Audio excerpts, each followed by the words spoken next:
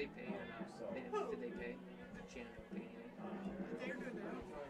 They're paid to do their own.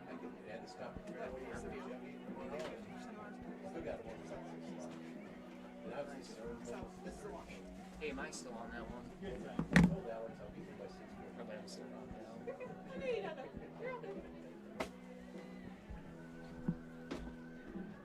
I can add it to that really quickly. Let me see if I logged in. I don't think I removed myself, did I? I've got the link to do it on my phone. You have the You want to login pull it for up the and see? website? Yep. I'm going to pull it up and see if it sounds all right. Yep. Yeah, you're good.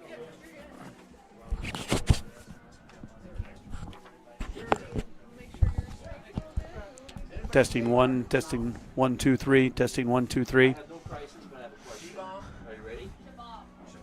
JC, the superintendent of West Marshall, wants to know if you can buy a button box like I have at Best Buy or something. Or do you have to order it? You know those button boxes we have? Did you buy one for Andy? At Best Buy. Okay. All right, good evening, football fans. Welcome to State Center, Iowa for Class 1A State Football Playoffs, first round. Joined, as always, by the one and the only Mr. Jackson Walker. Jackson, this fun time of the year, isn't it? Oh, fantastic time of the year. I mean, we got Trojan State football. We got Iowa State homecoming tomorrow. I mean, it's a good time to be alive. You know, we're seeing these lower levels of state start their playoffs. Higher levels still haven't quite gotten a postseason, but this is exciting. Now we're seeing a lot more. We're seeing good quality matchups across the whole state. I mean, tonight, goodness sake, I mean, Shenandoah is 4-3, but their strength of schedule they're 3-5. or 3-5. Is that what it is? Yep. I mean, but They lost a tough game last week.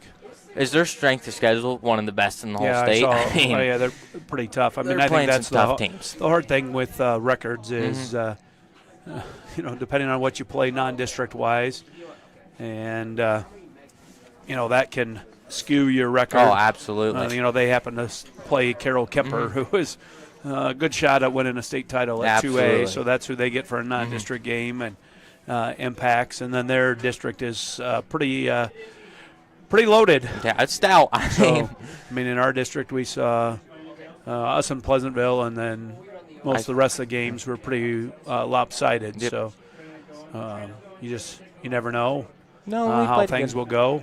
And we played a really solid non-district game. Yep. And I South think that's Hardin. where, South Hardin, of course, 1A team that's going to make a make a deep run. run in the playoffs as well.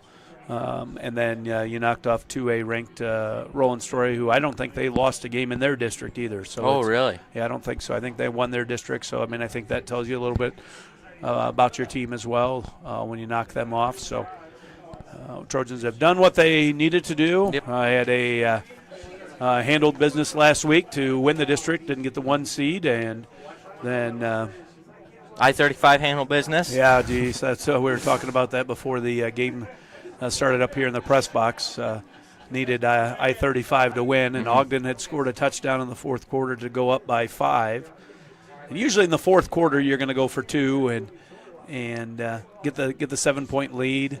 Instead, they kicked the extra point to go up 6, and then I-35 scored a touchdown late and made their extra point and won it by 1. So, yeah, we were very fortunate. I think most West Marshall fans, as soon as we had won our game, which was really not in doubt at all, against West Central Valley, we were probably doing more scoreboard watching in the second half, seeing how the Ogden I-35 game was going to see if what seed we would get. So, And there was some stress with that. There were some live streams that went out.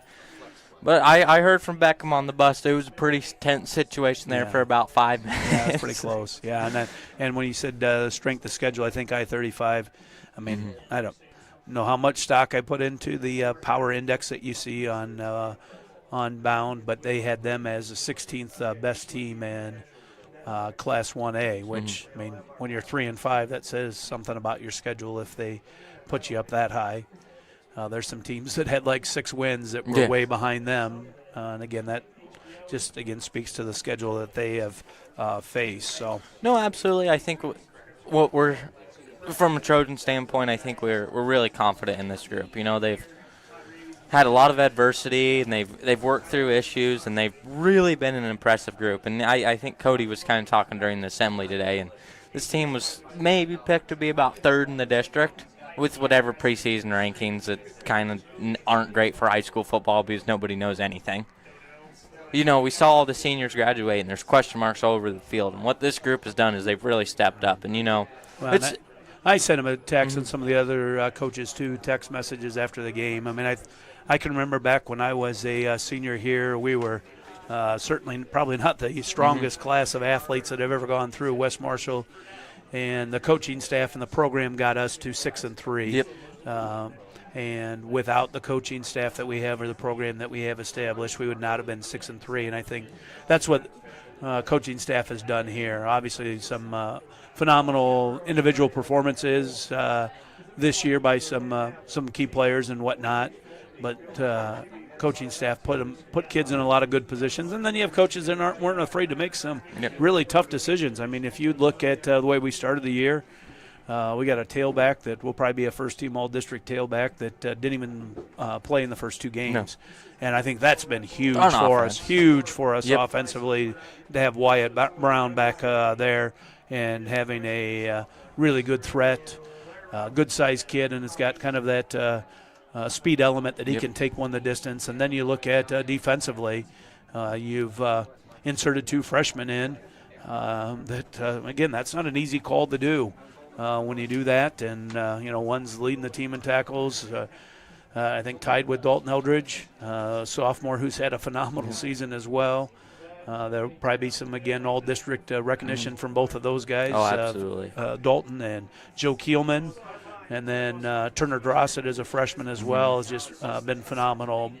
We'll see him flying all over the defensive side of the field tonight. So just made a lot of really good decisions, plus just consistent, and they've been through this, right? And they know what's going to win, and get kids prepared and get kids to believe. I always thought that's told Cody that many times that I know with my kids going through, I think a sign of a really good coach is somebody that can convince kids that maybe they're better than what they think that they are.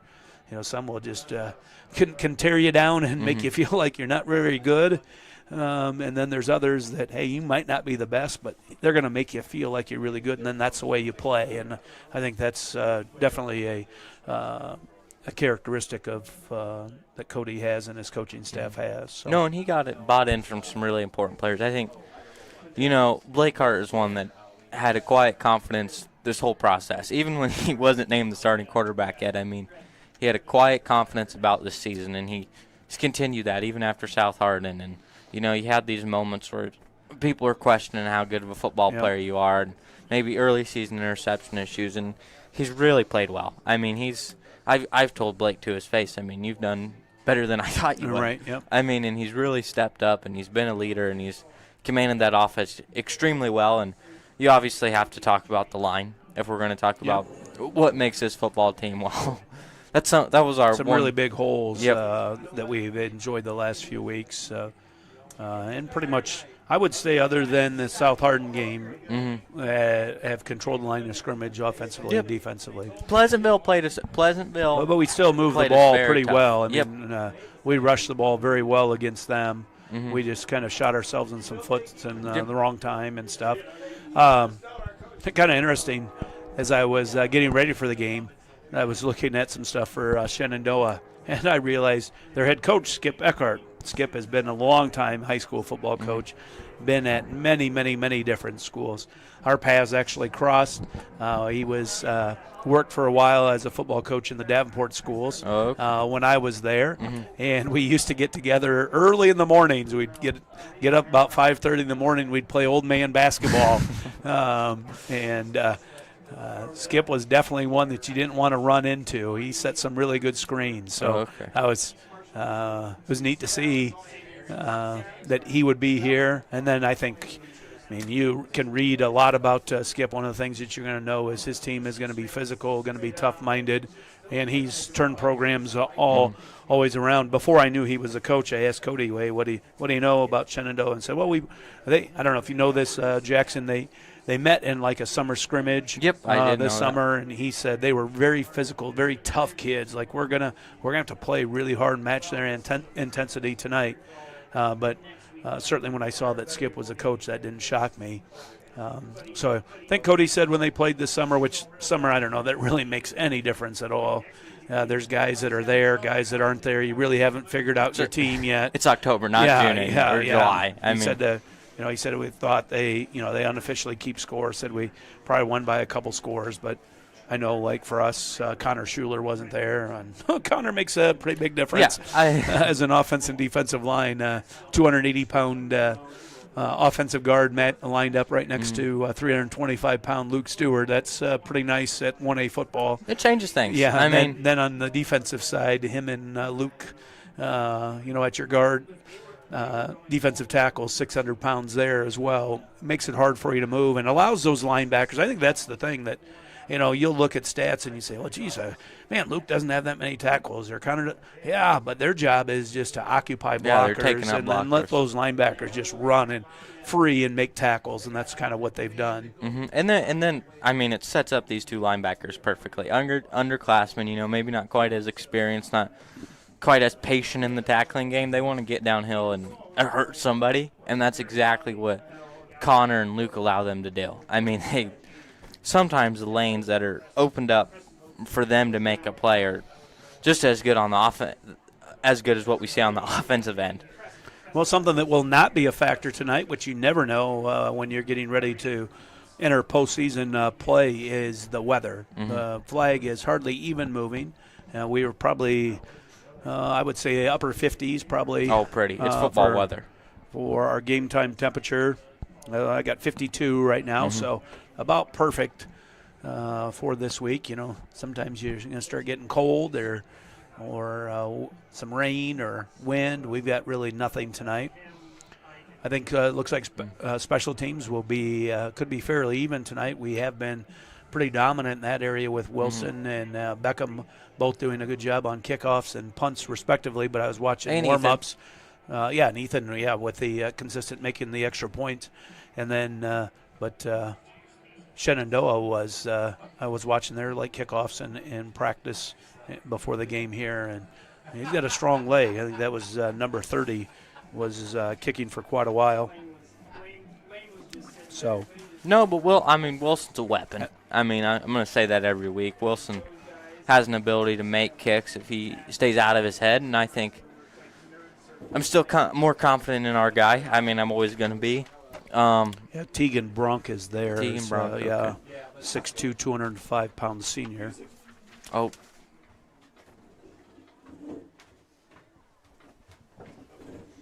Seeing the band come on the field here. Going to have the national anthem to start this game, and then we'll get to kickoff. Your West Marshall Trojans and the Shenandoah Mustangs. Before tonight's game, the Iowa High School Athletic Association would like to remind all spectators and participants that conduct counts at Iowa High School events. Disrespectful or disruptive behaviors, language, or interference are unacceptable and subject to ejection from this game. Please help us show conduct counts at West Marshall. Let's positively support tonight's players, coaches, and officials. Speaking of officials who make the game also happen, we have Ronald Acuna, Todd Richards, J.P. Richardson, Kurt Retz, and Nate Osmondson. Thank you for coming tonight. As sole title sponsor of the Iowa High School Athletic Association, Iowa Farm Bureau is proud to champion Iowa's youth through educational programs and scholarships, providing a wealth of opportunities for our state's most precious resource, our children. Thank you for your attendance and enjoy tonight's game. At this time, I would ask that you please rise, remove your caps, and help honor our country with the playing of the national anthem by the West Marshall Trojan Regiment.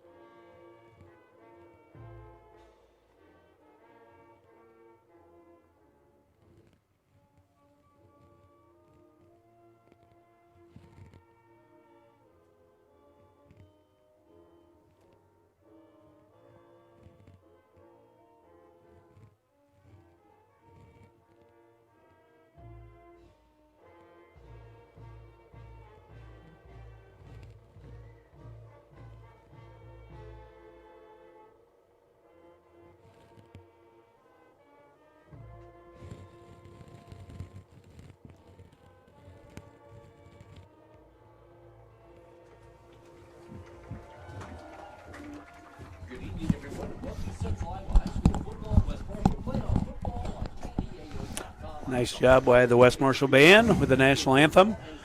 Get about 3 minutes here before kickoff.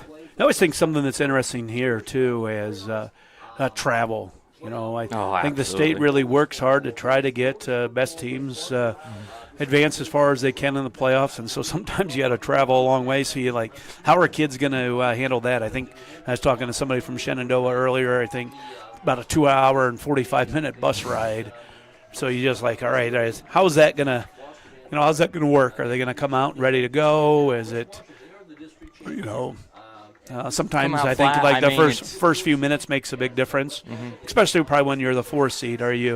If you get behind early, are you going to keep battling, or is it like the end is near, or are you going to come out and play really well? You just never know when you're working with 14 through 18-year-old kids how that works. I mean, you don't even know sometimes college sports or even the NFL. You'll see some of those that make those long trips, and it's just is a challenge sometimes. And it's really difficult to do. I mean, and something you don't really think about, a whole lot is maybe this is a drive a lot of these kids have never made before. Maybe they've been to Des Moines before, but that extra 45 minutes, maybe they've never seen these roads before, and that has a different effect on you. But I think it can go negative when we talk about negative all day, but there's also the fact that you have a 2-hour and 45-minute bus ride home. Yeah. You do not want to lose because, especially for seniors, this is the last game you're ever going to play in if you lose it. And you're absolutely so they're going to come right. out competing. They're not going to sit down and say that we're a 4 seed and they're a 1 seed. No, they're going to come out gunning for us. 98% of the kids that are seniors, this is it, right? Yep. And it's one of those sports that you don't really pick up when you're older. You're not going to go out and just play the game of football. Not your 5 a.m. basketball. Yeah. Hey, when I'm 30 or whatever, 35, I'm not getting in a football league with a bunch of other old people. It's already hard enough. I think I remember when I was playing with Skip I was that age where it was like you used to have to start stretching or you're going to hurt yourself. It's a tough day. Yeah. That's a hard thing to get used to. You're in your 20s and you can just kind of roll out of bed and play, and cannot do that when you start getting older, or things are going to hurt. I was not paying attention, so I didn't see who get the ball. But we'll see here quickly. All right, Connor's clearing some things up with the official. Good to see that. I think we're returning. Captain's communicating. Let's see. Do you see Wilson? Wilson's a key guy to see. Wilson's staying in there. We'll stalk Tyler, I think. Wilson's ready. Wilson had a speech in public speaking about his kicking game. He's so just we're returning about it. All right. I think if I was, and I didn't see who won. I think if I was the underdog, I would want the ball and try to see if I can score and just see if I can score early and just set the tone. Increase that belief right in young kids that hey, we can play. But and I think you got to be ready here. Again, I watched 30 kickoff. He's gonna be about to the 10-yard line, I think. But you also always have to be worried. Sometimes when you're the underdog, you don't have a whole lot to lose, and so you might try some squib kick, something like that, that you've practiced all week, and see if you can recover something. Got Whitaker back there this week. Yeah, they don't have no Gears, right? No, Gears is on our side. Oh, is he? Yep. Oh, Whitaker's so instead of Brown's short, right? Yeah. They're respecting him. They're saying they're expecting him to kick it pretty far back here. See him try and kick it away from Gears. Yeah, they're definitely going to kick it right to Whitaker. Oh, drops it. He's not. There you go. Yep, gets yards. Got out to about almost the 25. So, yeah, interesting there. That's not happened all season, has it? No, he hasn't been back there. I think Ryder Guile was back deep early, and then they moved Wyatt back there. I don't know, saw something in practice. Not the perfect first rep for Drake, but he made the most out of it and got some positive yards. Yeah, I think that's the key. After you kind of didn't catch it, instead of trying to dance and go left or right, just get going north and south and get as much as you can. Yeah, did a good job there. Yep, so we're at the 24, 1st and 10. And you get the pistol formation. Look how deep Wyatt is. Wyatt is a solid, he's about 10 yards back to there. And there he goes. Look at those blocks. Got about 9 yards there.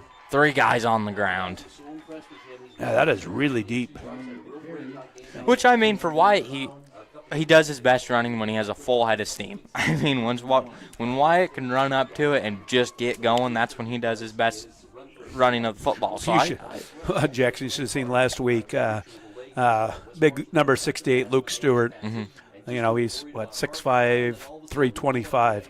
West Central Valley had a defensive end that was probably close to as tall as him, but weighed probably about 160 pounds.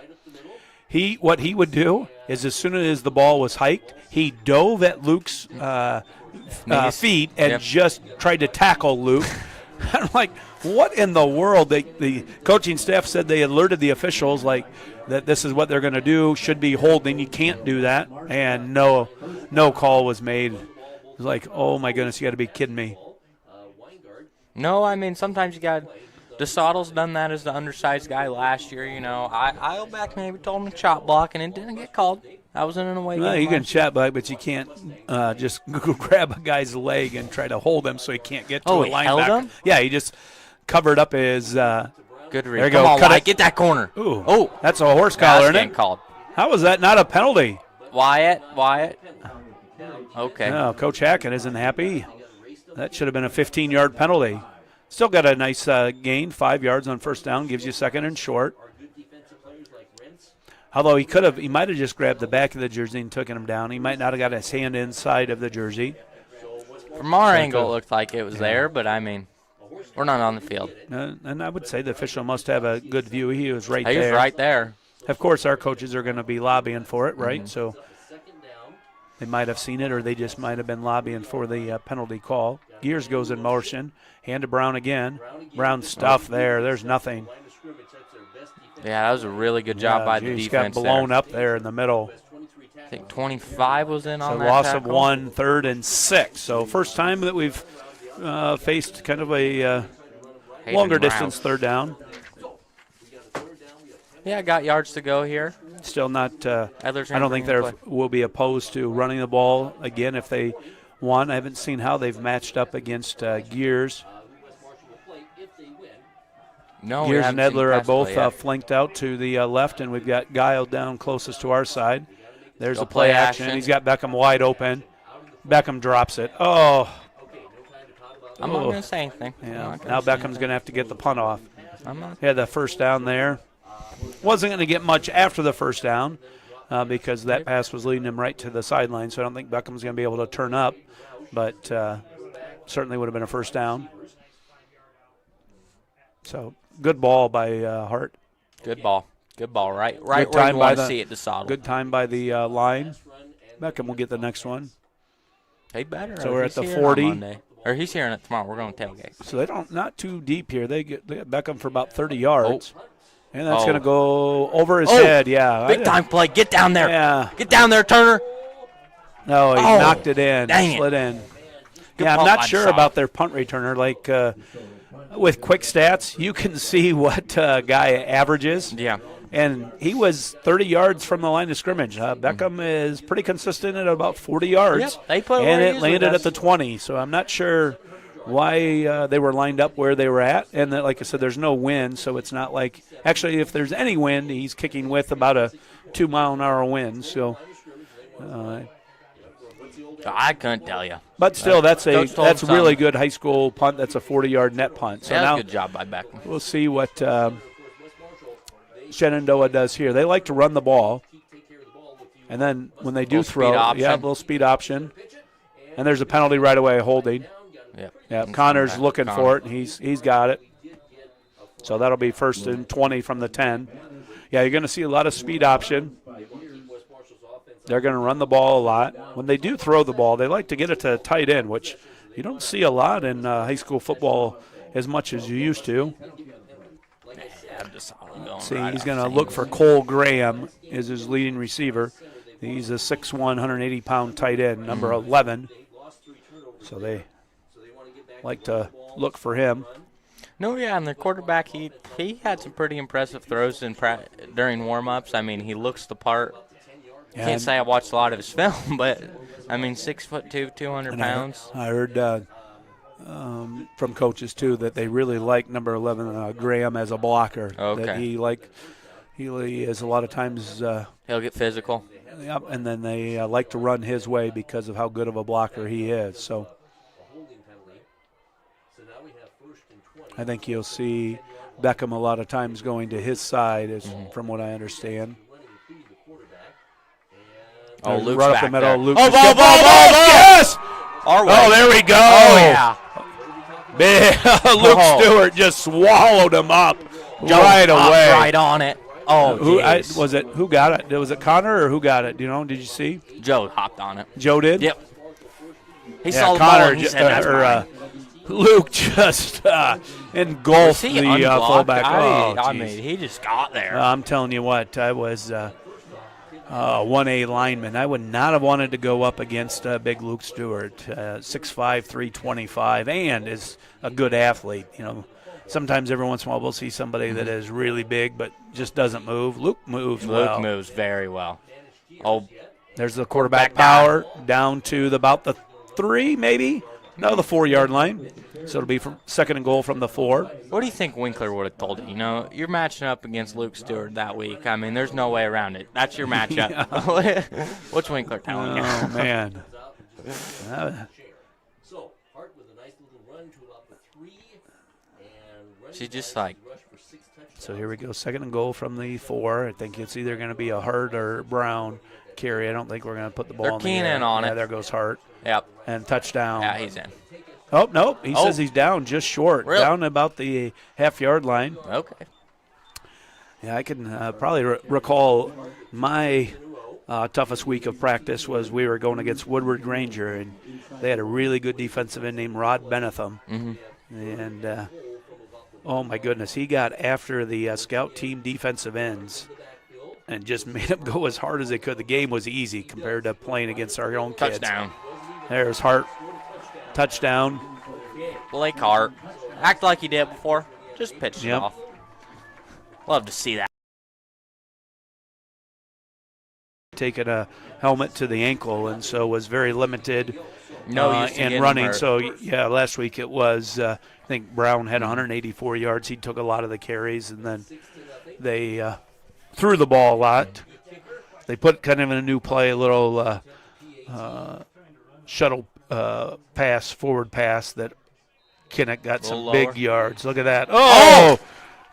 I thought it's the flag. Oh, my goodness. We've got Trenton Toyne there as a ball boy. He's in his chicken costume. Kale's in the sumo. Sumo wrestler. Yeah, I thought one of them was going to make the catch and said it hit the flagpole. No, they were lined up. That's not a register stat for the ball boys. You know, you can't do anything about that. But fantastic. You know, that's what the Trojans need to do. Turn the ball over, get good field position, put it in the end zone. I think, you know, Blake Hart, he was running strong there, and I think, you know, he was kind of thinking about what Miss Trusheim told us in class today. You know, we were sitting there, and Miss Trusheim was a little upset about the newspaper article, getting our statistics wrong, and, you know, she said to the class, you know, she left it simple. You know, we know we're smarter than them. Now let's show we're better in football. And I think Blake Hart, you know, he was watching that in class, and he decided, yep, that's what I'm going to do tonight. And he did a fantastic job running that ball. I think we're going to see that quarterback power continue a lot tonight. But, yeah, now we get Wilson on the kickoff. I think it's a big-time kick from Wilson. I think you got guys ready to run down the field, make a big-time play. I think Dalton's going to hurt somebody here. West Marshall did a kick it off. Mustangs fumbled the ball. That's what happened there. And they gave West Marshall an extremely short field. And we get a kickoff right down the middle. And they're going to field it at the 10-yard line. And this is one of their good running backs. And he's got a really, really good return. And he broke a couple of tackles. And if you're West Marshall, thank goodness for Guile, because he stopped him at the 45-yard line. They kick us off. We might have a tie score. So by Ryder Guile. It'll be first that was Shenandoah from their own 45. Hayden Roush. He's just a sophomore, very quick, great return up to the 45-yard line. So this is better field position for the Mustangs. And I think, you know, I know they're down 7-0 with 8:07 left. But I think it might be a capital. Stop them from just doing what they want to do, and that's run the ball. So they gave West Marshall a short field, and of course, along with everything else, they want to give their defense a little rest. West Marshall has a lot more numbers, actually, than Shenandoah does. May or may not be a factor as you go along here. Ball sets up at the 45-yard line. Quarterback in pistol formation. 3 to the top, 1 to the bottom. He's going to pass it. He's going to It's picked. It's another turnover for West Marshall. It's picked. Great reception with a pick. Tackle on a play by number 6. The Mustangs self-destruct here on the drive. Gabe Buttry. Pick It will be first and 10. by Whitaker. Drake Whitaker, he went right down the middle of the The sophomores. He got some of 42. these young guys playing defense, man. So now West Marshall has a first and 10 at the 43-yard line. So a fumble and now a pick by Mr. Whitaker, and Hart in pistol formation with Brown back there. Brown gets it right at the middle. He gets cut down into the backfield. Excellent penetration by the guy. He was tackled for a loss by number 25. Roush. Hayden Roush. Returned the kickoff Up second down and 12. for a lot. So great job by Drake Whitaker. Big turnover there. Whitaker with the interception. And then Set up with good field position as well. down to 12. They like to get West Marshall in a passing situation. He's going to pass. Got Beckham. They're good to go. Oh! Oh my He goodness. caught it, and they're going to call the penalty. Still caught it. So that's going to be down to the 14. It'll be first and 10 at the 14. I'm not sure what they hit. I think the guy just hit him. I don't know. I thought it looked clean, but Beckham, Beckham knew he was going to hear it if he dropped the second pass, even if he did get. The first one was pretty easy, and that one he got smoked. Oh, jeez, Louise. That was a 15-yard. I think they're talking about it. I think they might. Well, they can't talk about it when two guys call it. Oh, there's two talks. Yeah, there's two. Both of I them saw threw one. it. Yeah, they're going to call it. Yeah, They're going to call it didn't look great, but I thought it was clean. I don't know. Personal foul against Shenandoah. It switched. pass the ball. The ball. And then DeSoto will take the 15 yards. So then it asked me to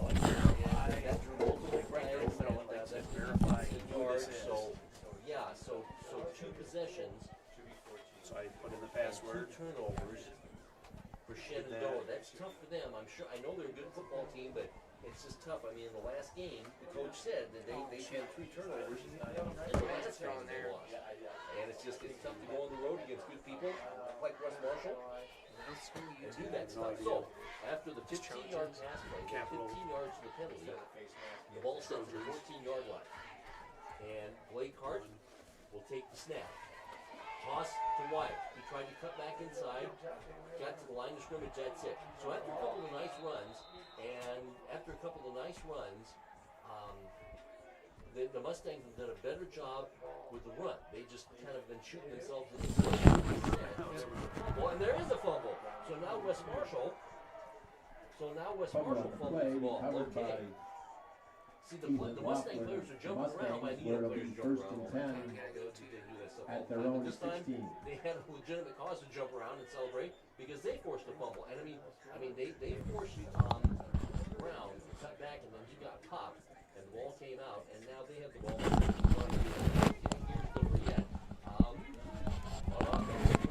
So both teams exchanged some turnovers there. That would have been huge for the Trojans to be able to go up 2 scores. We talked about that early. If you can go up 2 scores, especially when you're the 1 seed, and they made the long trip. Oh, he's got some room here. Yep. Very good. Gonzalez with the tackle and DeSoto, but he gained. I think he got 10.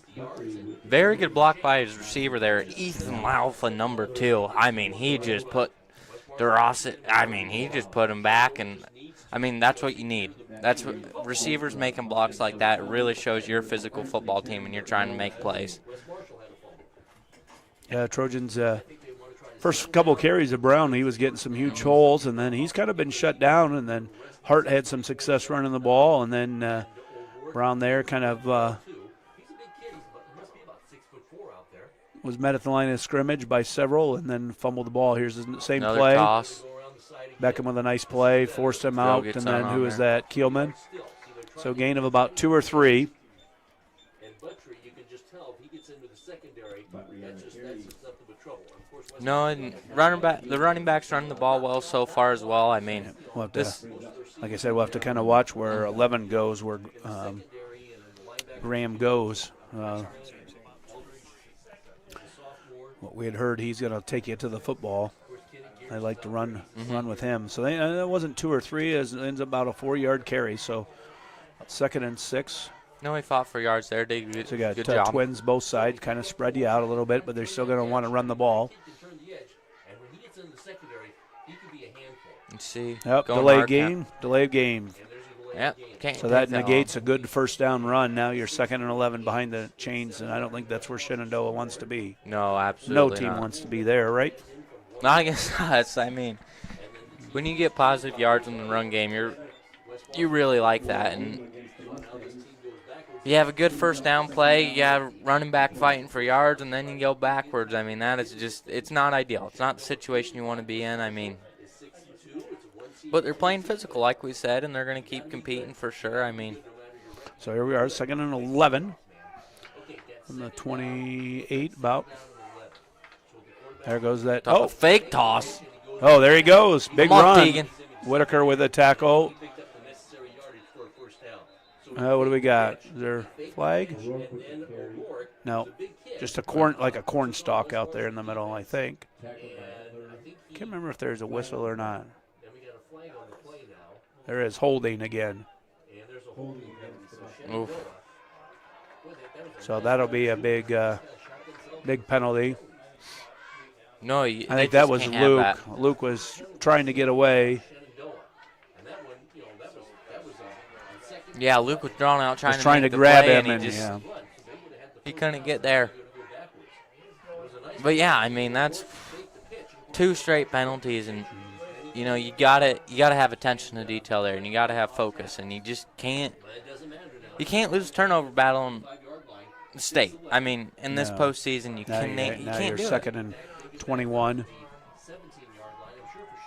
I mean, especially when you're the Again, I underdog. think early on here, I don't know that I'd still, if you normally run the ball, I think I run the ball and just get yards. Get I yards, mean, you and need if you happen to bust one, good. But if not, I don't want a turnover that puts me in a bad spot. There's a quick pass, nice job, almost like a run. Gain of about 6 or 7, I think. Field looks nice, doesn't it, Jackson? Yeah, it's not wet this week. Yeah. Not as slippery. Yeah. Still not sure what happened there. Yeah. Doug and Mr. Doug Gerke and Mr. Stan Randall got it looking nice. I'm pretty sure I heard next year they're going to do a Trojan head in the middle. Oh, yeah. That's in the budget next year. Yeah. So we got a big play here, 3rd and 13 from the 25. See if the Trojans can get some pressure on the quarterback if they try to throw it. Looks like Dalton's coming on the blitz. The counter. Oh, that's blown up. Dalton Who was that? read it out. Was that Dalton? Yeah, that was Dalton. Yeah, that was Dalton. Boy, pretty good week for the Eldridges, huh? I think maybe later at about halftime you'll get to speak to Delaney Eldridge and several of the other cross-country members girls were district champs and currently your #1 ranked team, and will be traveling to Fort Dodge next Friday to see if they can bring some hardwood home, probably for the first time ever in school history. Really good kids. Oh, here we go, punt. Low liner, see if Kinnick can get it. He's going to get a nice hot. Oh, no! Oh, we got it. We still got it. Still got it at the 41. Those are the big plays, right? Smart play by Dorosset. Dorosset got on it. Yeah, those are the breaks that you need, right? Shenandoah gets that, and then you got some hope. You get the ball on 41. So the freshman there bailed out the senior. Yeah, huh?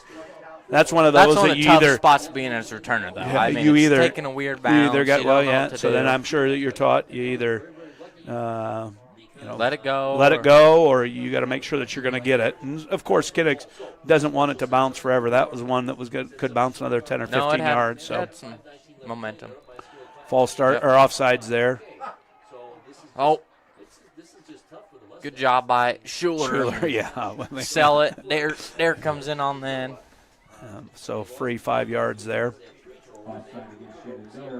And there's another one. I mean, what are they up to? 4 penalties here in the last 2 possessions. And some of that is, especially when you're undersized, you're trying to kind of guess snap counts, trying to shoot gaps and stuff. You don't really want to get locked up with some of those guys. Oh, they see some. 1st and 5. Yep, looking back over here. This is kind of a fun spot for an offensive coordinator. Sometimes you can take a shot here, because if you don't get anything, you can come back and you're still 2nd and short. See if we go with Kinnick. Nope. A little quick pass to Whitaker. Oh. Nice blocking. Oh, Drake. Whitaker with about a 12-yard gain. Well, I don't know. We've seen that play I've never much this seen year. that play. Yeah. No, that's a new one. This staff's always thinking of new things. I mean, that's a fun play there. Oh, Wyatt needs one. Sent out Q. So, yeah, I don't know who they got as running back. Oh, I and they're assume going to move put Gears Gears back there. in there. Gears has done it before.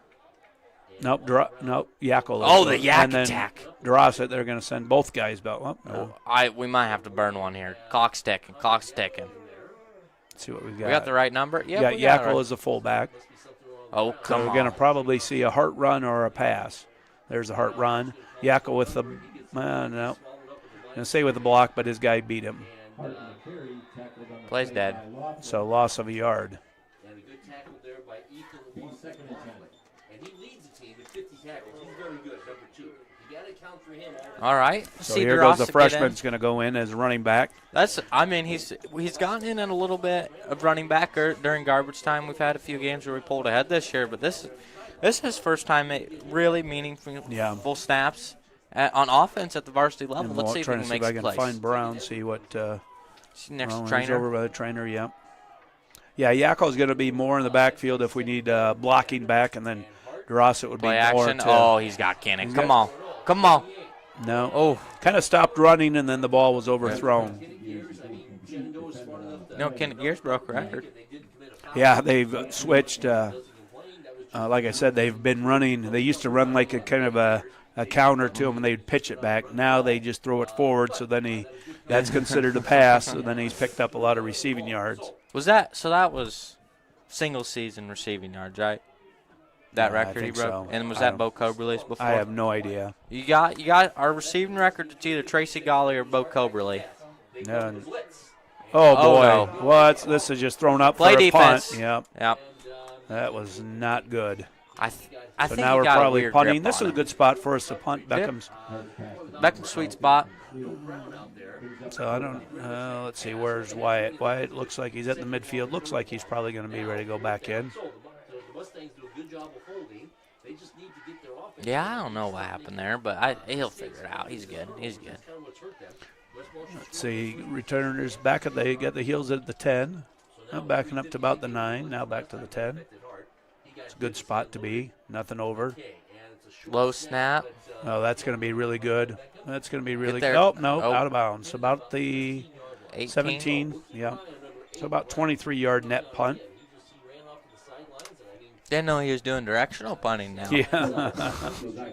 I don't know if Beckham knows that he's doing directional punting. What do you think? I'll ask him tomorrow. He's a pretty smart guy, but I'll ask him tomorrow. We'll figure out if it was right intentional. or beside not. you, the smartest kid in his class, right? I don't know if right beside. I mean, Mac's probably above both of us, and then there's me, and then there's a big gap. We're talking, and then there's Beckham. First and 10 at the 17th, Shenandoah ball. They've really figured out something defensively. We've not been able to move too much. They Oh, come struggling a little bit offensively. Come on, Johnny. Yeah, that's about Nope. 5 yards out of bounds. Gonzalez had great coverage, and then Whitaker was over the top, so that wasn't going to be successful. Yeah, so Shenandoah has figured out some things defensively and have stopped the Trojans from moving the ball. Haven't quite figured out offensively. Had some nice runs with that little speed option, but then some penalties derailed their last drive. No, So they we got just got to second stay and 10. disciplined. They're really trying to spread it out here. They got their running back in at receiver, and they got another candidate in at running back. They've shown that a couple times so far tonight. Dalton's Went blitzing. on to quarterback draw. Nothing much. Job. Maybe about 3. So it'll be 3rd and 7. Close that off. Cameron.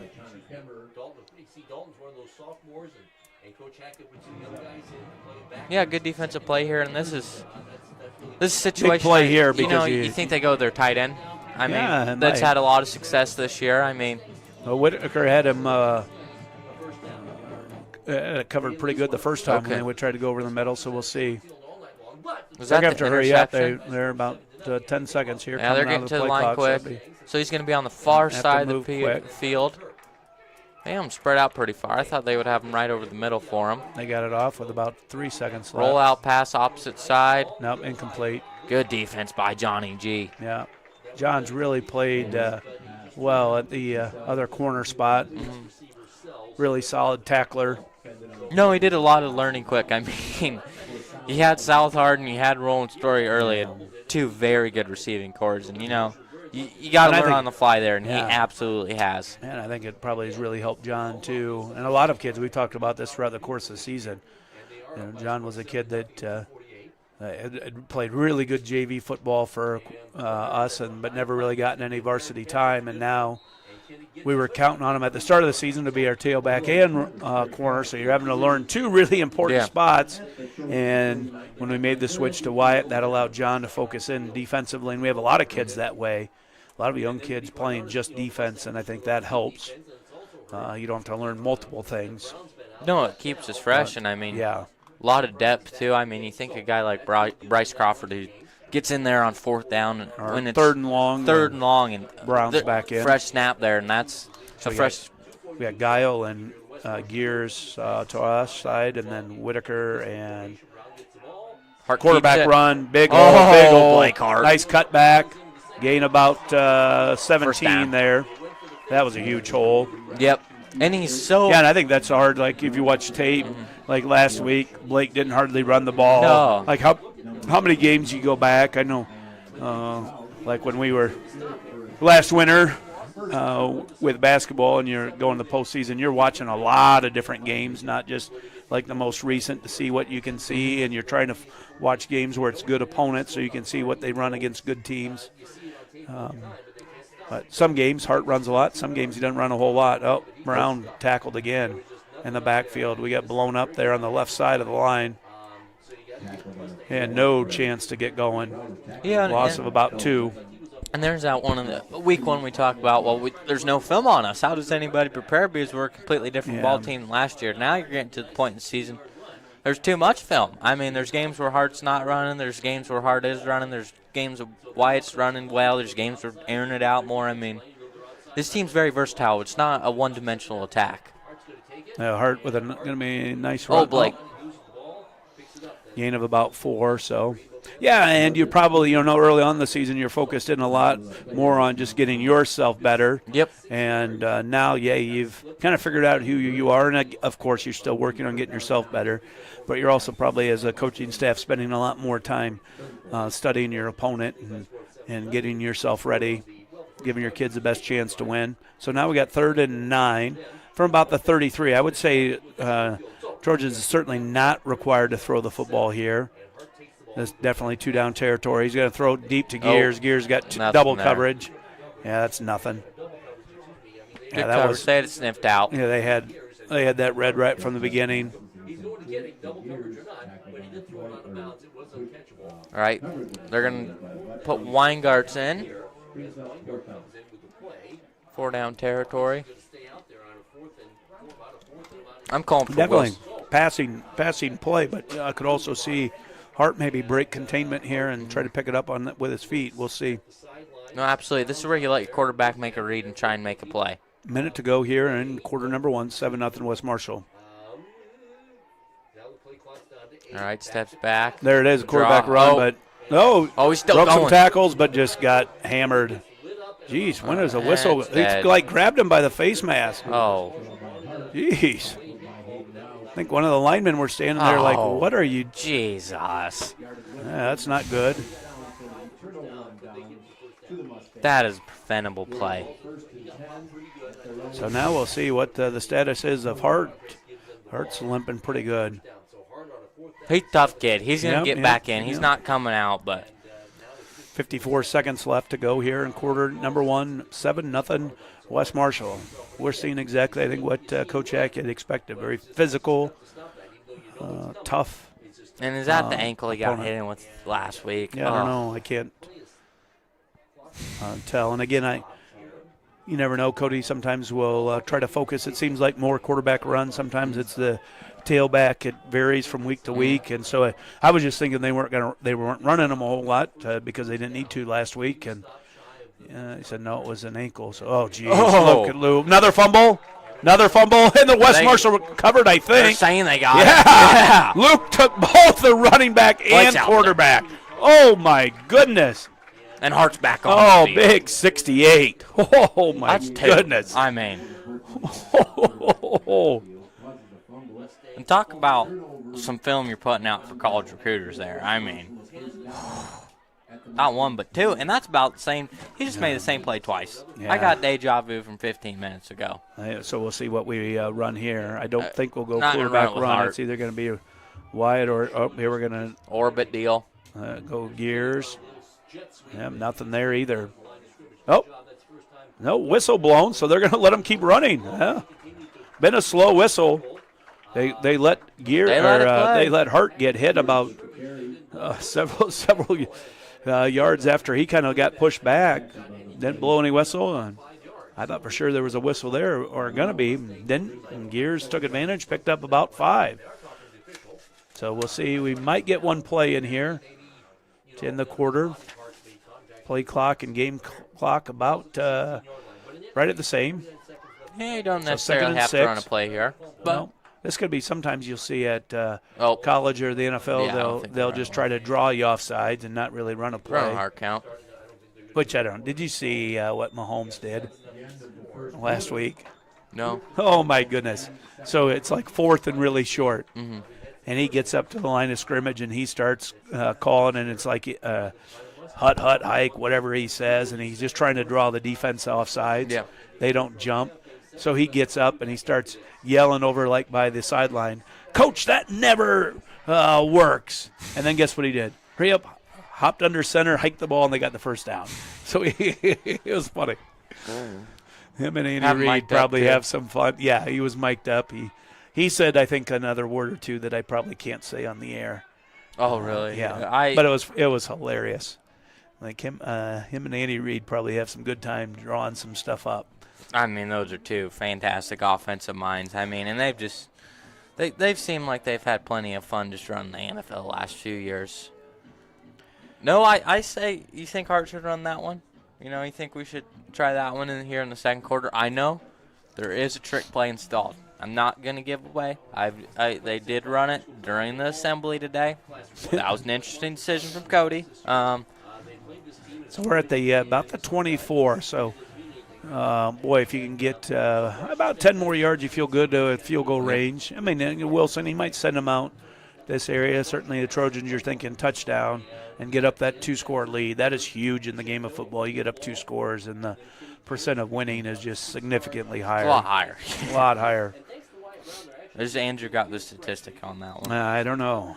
Of all football games ever played. I would think Andrew's probably following it along, but they got a big game. They play Central College, and this will be for the conference title.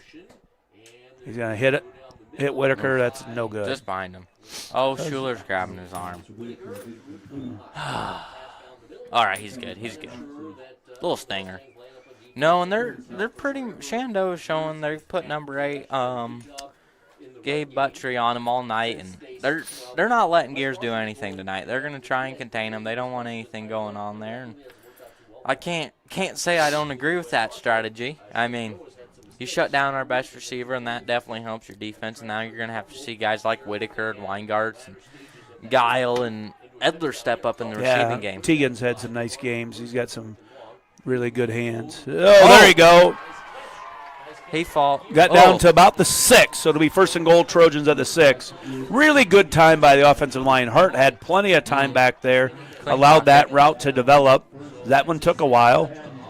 Yep, his defensive back. Good route by Kinnick. Kinnick. Yep, good catch. And then got upfield, picked up a few yards. So 1st and goal here at the 6. And we got looks like a timeout. I don't know what we got. I think he's ready to go. Going? I'm guessing we're going to see Brown here. Let's see. I haven't watched Hart afterwards. Have you seen how he's been moving? That's going to be a counter to Gears. Nothing. Nope. Oh, broke some tackles. Broke a lot of tackles, but still lost about 3. It's always a little hard to do too much counter, especially Gears. I think most people know number 28, so you're not going to get – you're not going to trick anybody. Yeah, I know. With anything there. A lot of times goal line, you're going straight ahead. Every once in a while you see like the jet sweep, something quick. Wilson's to grab the tee. Ready. Yep.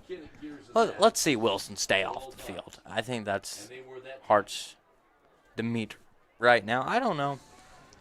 So here we go. 10:50 to go. Quarter number 2 just started here in the second quarter. Handoff to Brown. Oh, there you go. Nice chunk play. Down to about the 5, I think. I saw Luke, and they've really changed rules as far as being able to push the runner and aid the runner. But I saw Luke, like, he was in front of him and, like, grabbed him and, like, was pulling him. I don't think you can do that. I don't think you can pull the runner. I think you can push the runner, but I don't think you can pull him. I think you're right, but I don't, if they're not going to call it, I don't see the issue. So 3rd and goal from the 5, but Trojans could run it again. Nope, little pass. Geez, overshot Beckham, and I think you're going to see Buckley here. It's more Stevenson range. Yeah, it is kind of interesting, isn't it? Stevenson is your extra point guy.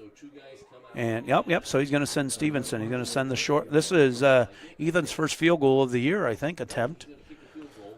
I thought there was maybe one more. Buckley's got – I don't think he's kicked a field goal. I could be wrong. Wrong. Buckley's made a 5, I think, on the season. Ethan is usually our extra point guy. Though. Oh, we got a 3rd ball boy back there. I don't know if Shenandoah brought one, and he's – And – did he get it? He got it. Short, but it worked. Sneaked it through there. So, again, we talked a 2-score lead. That's huge. But Certainly you wanted to get the touchdown, but it's Shenandoah's nice to capitalize on that turnover. And, again, Shenandoah, boy, they've got to be ecstatic.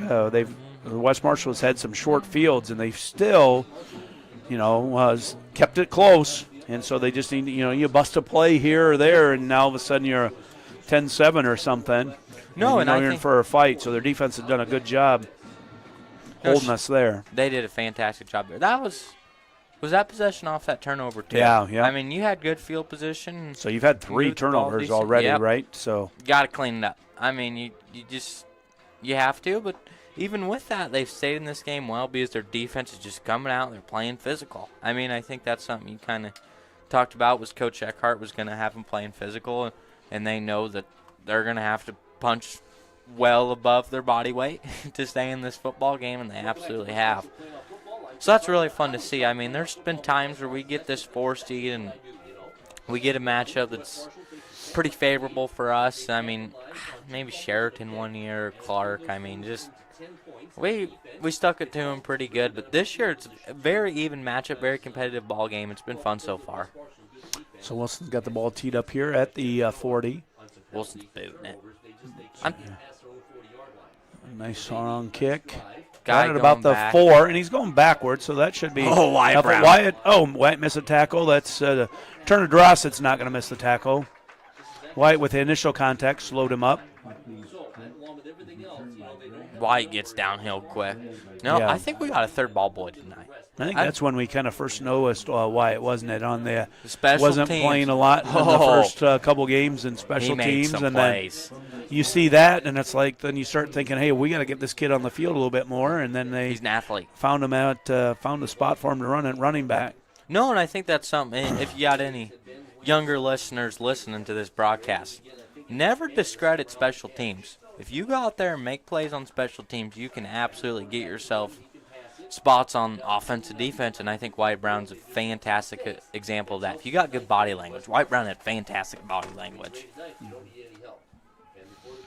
Dalton. Little option here. Speed. There you go. Dalton. Was that Dalton again? And Joe. Dalton's a little Dalton. hop up. Come on. He's fine.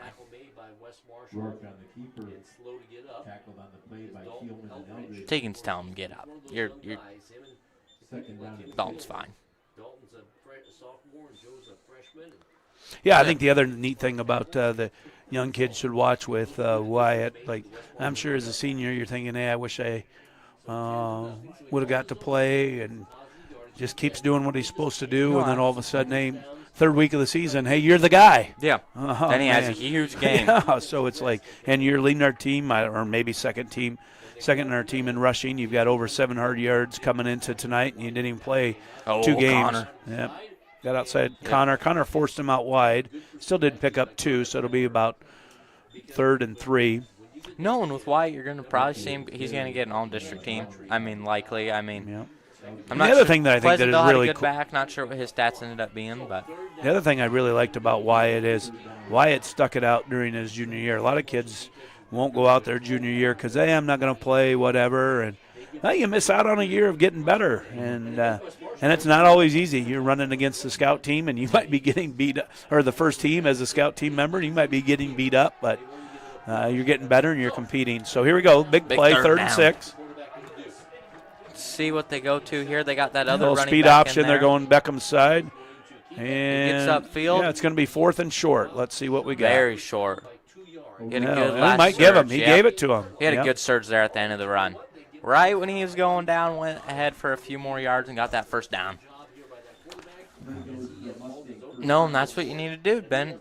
Or their offense, maybe wasn't a perfect possession. You got to wait till third down to get the first down, but they get her done there. And our statistician for the year, Andrew, has given me which he's got. I don't know what we pay him, but he I'm not comes paid. up clutch Are you with paid? some. Comes up clutch. Yeah, he's Andrew's definitely on my Andrew's payroll. not even here. Yeah. Well, he's Clock's ticking. Steps back to pass. Luke with some big pressure. That's over everybody's yeah, it's head. going over.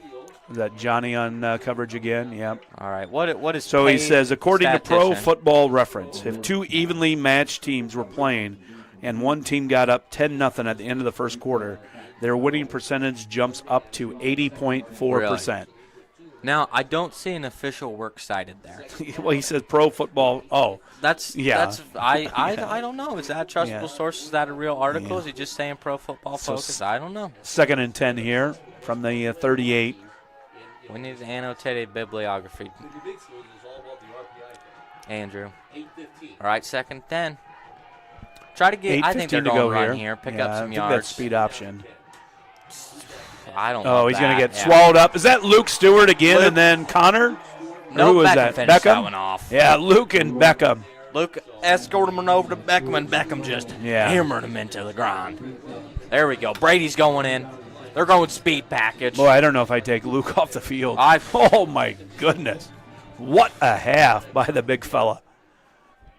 Yes, absolutely. No, defensively, this is one of the best halves I think I've ever seen Luke play.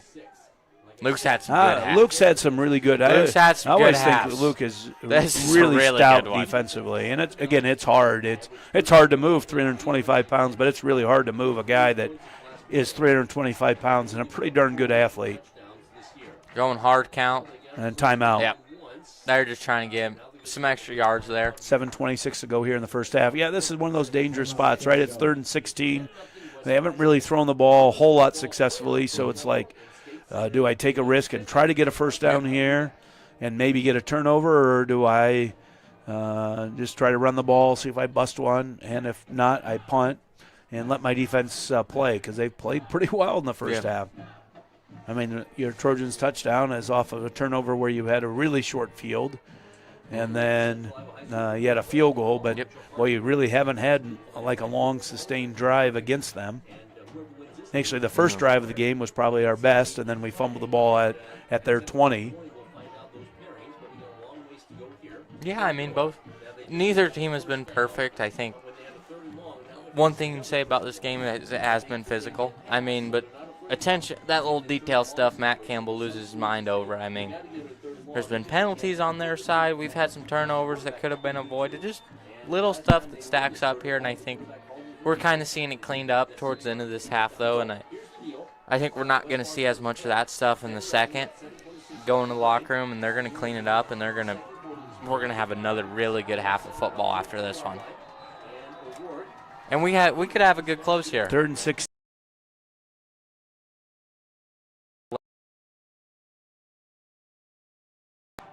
There's he kind of in the Drops back H-back to pass. spot there. John Gonzalez with good coverage again. Does a good job there. Yep. Brady Larson with some pressure on the quarterback. No, he doesn't have a lot of time to set anything up there. Haven't really seen anybody open in the secondary for one of their wide receivers. Now here's where you hope that Gears gets a ball caught and you can return, right? You gotta get somebody out wide here. Here comes DeRosa. Top Nope, clear. Whitaker's got coming out to get him. sets at the 40-yard line. So he's got him set for about a 30-yard punt. So if you can happen to catch one here. Oh, there's perfect. Did he call a fair catch? Oh, no. Jeez. Huh. He's put Stickum on his gloves. Yeah. Well, we got to do something here. That's weird. I mean, 2 for 1 night in Gears, that's different. Can't say I expect that to be a trend that continues for the rest of the night. Key thing is we've recovered both of those fumbles. Yeah, no, Offset punt, absolutely. yeah.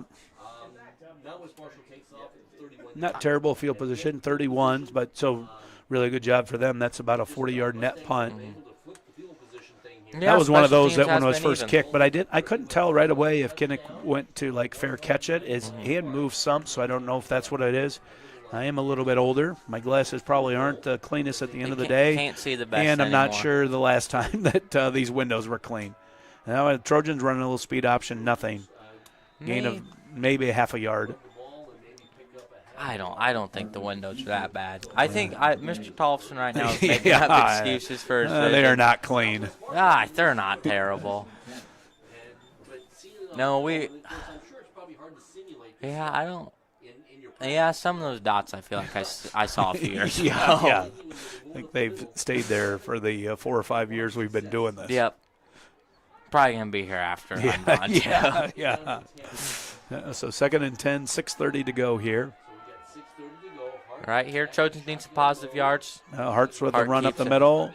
Oh, big run, Come on, first Blake, down. first down.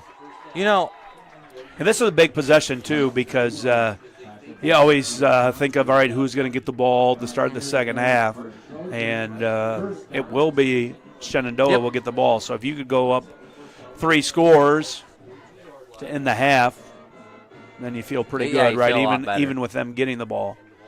no, and some on that play that I would, if I had replay and I could do clips and all that, I mean, if Miss Davis could put me up a compilation of all those times Blake Hart is super patient on that option, and he waits till the very last moment to take that and run. I mean, God, he runs that well. There's a run up the middle for about 2, maybe 3. Here when Yeah, speaking of Miss Davis, I saw one of her videos she put together. I think is that the question of the week? Do we need to play that during halftime? I don't know. It says homecoming question of the week, so I don't know how old that one is. There's another one here. You're not going to have time to do that at halftime because you're going to have I think there's about 15 members of the cross-country team that and want we only got one microphone. I don't know how we're going to do No, that. they'll take turns. They're all excited to speak to the legendary Jackson Walker. I don't think that's It's on a lot of their bucket lists. So They don't have 'em they don't lined even have up over anybody that on receiver. Whitaker. Whitaker Take Whitaker. Hart sees it. That's pass interference. PI. Yeah, there's 2 There we flags. Yeah, that's really tough. And, something like that, they're making the guy from the linebacker come out to get him. If you They're had send stacking the box. Diener out and then you bring Whitaker to the sideline, that really makes it tough for 25 to get out there. Instead of like just running him straight down the field. And again, he was slow getting there. That was an easy penalty. We both saw that. But if you make him run to the sideline, I think you could have some plays there too. No, They're I really absolutely trying to agree. stop the run, so they're putting a lot of guys in the box. Or the other thing is, do you slide Whitaker out just a little bit to even make it harder, get him closer to where Diener was lined up? No, and I mean, that's shit. We've kind of torn up their run defense a little bit, and they're really, really overcommitting stacking the box. I think that's something. Yeah, Cody's you got obviously 8 guys seen. right in I the mean, box, right? They're going to continue to take advantage of that if they're going to continue to stack the box like that. Spread it out, make them prove that we're not a one-dimensional football team, because we absolutely aren't. Tosses Toss it. to Brown. Come on, Wyatt. Nice run, Wyatt. Get north and south. Wyatt picks up about 4. That was really good job. Yep. Really good job. Luke Stewart's been holding his back here. That's not good. No, I don't like that. I saw that even when he came out in that last series defensively, holding it a little bit. No, and this, I mean, you just That hate. was really nice by Wyatt, wasn't it? Oh, that run. Yeah. Yeah, no. But a good job by their defensive end out there to force that ball inside where you've got help. So the defensive end didn't make the tackle, but he pulled it. There There's goes Hart. another There's one. a big run. Just as a viewer, if you didn't know what I was talking about with Hart holding it on those reads. That is exactly what he does. And, it feels like every single time he does that, it's a 10-yard gain. It's a really well-ran play. It's just really fun to see every time Cody calls it. So here you're not necessarily wanting to get in and out of the huddle too fast. It's kind of fun to get in and out of the huddle when you get the ball, you're controlling the line of scrimmage and keep running plays. But you got 4.5 minutes to go. It'd be nice to give them as little a time as possible. Wyatt with a big run there. Nice tackle. He's staying Look at on that. his feet. Good run by Wyatt. Good job. Nice run, 9 yards. That's huge. Now you're 2nd and 1. Now, again, I've said, like Cody, this is a time where he likes sometimes to take a shot. You're 2nd and 1. You can run pretty much any play because you know. But boy, we got the ground game going. Just keep going. Keep going. I would agree with you, especially in a game like this. Absolutely. Don't take any chances where something bad can happen. You're getting some nice chunk yards here. Just keep it rolling. Keep the chains moving. Don't need nothing fancy. No, and Wyatt, Now talking to Wyatt, get him lined up right. Right side, Wyatt. All right. Hart's going to pick it up. Oh, geez, got hammered. He got mad. He did not get the first down, and so it'll be 3rd and about a half a yard.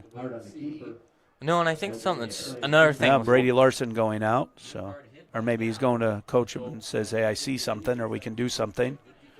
Brady's saying, give me the ball. Brady wants it. Brady's always probably got lots of ideas, doesn't he? Brady's saying, I think fullback dive with 73 is going to be effective. Let's put the fumble Ruski in. I get a quick tackle over there is going to pick up the ball and run it, huh? The old school Nebraska. And a quarterback run, he's going to get the first down. Not much more, but he's going to pick up the first down. Gain of about 3, so it'll be 1st and 10 at the 16. Really like this. We're controlling the clock. Where by the time this ball is snapped, we'll be at about 2:30 to go. No, and that's one of those when in doubt, run it to Connor and Luke's side because they're going to move their guys at least enough for you to get the first down. Maddox Diener runs a play in. Maddox had a big catch last week. Nice to see. First varsity catch for him, yep. Twin sets here. Brown gets it. Oh, great block by Whitaker. Whitaker with a great block. Touchdown. Oh, man. I didn't even see a ref down by the end zone. I'm not sure where. He's in. Oh, my goodness. What a block by Drake Whitaker. Oh, that one's nice job, young fella. Eilbeck got him. Yeah, he got him. Yep. I know that as a West Marshall wide receiver, that is, you probably spend as much time doing that as anything else. We've talked about that since we've been covering games Graham together. Mason highlights. Yeah, was one of the better ones at it, wasn't he? And then Ethan makes the extra point. Oh, and Kale with the catch in the sumo wrestler. That's a tough play. Ethan kind of saying it weird there. Even if you got good possession, and you're in an uncomfortable outfit, and he makes a play. That's an athletic play. We got one Whitaker making a play on the field. We got one Whitaker making a play as a ball boy. Good night for the Whitakers if I've ever seen it. No, that's the definition of killing two birds with one stone. Oh, that was a great block.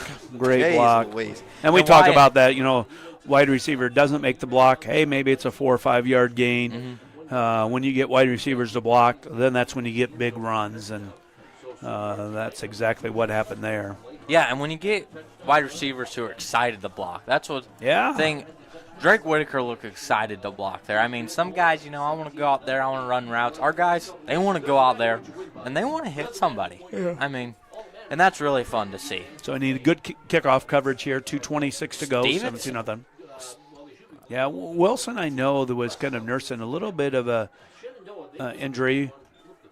Little squib action. Recover it! Drake Whitaker!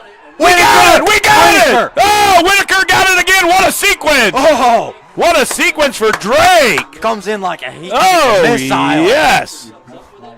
Now, Wyatt Brown's got it. I don't know if he had it at first. I thought Drake Whitaker recovered it.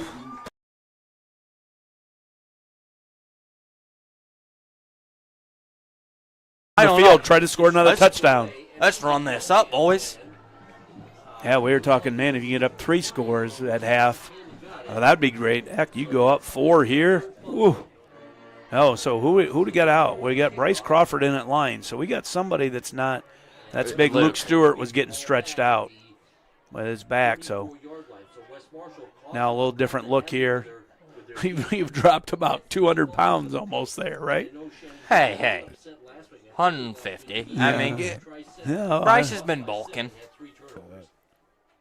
There goes Hart to run. Big hole. Blake. Yeah, nice job down to the 15.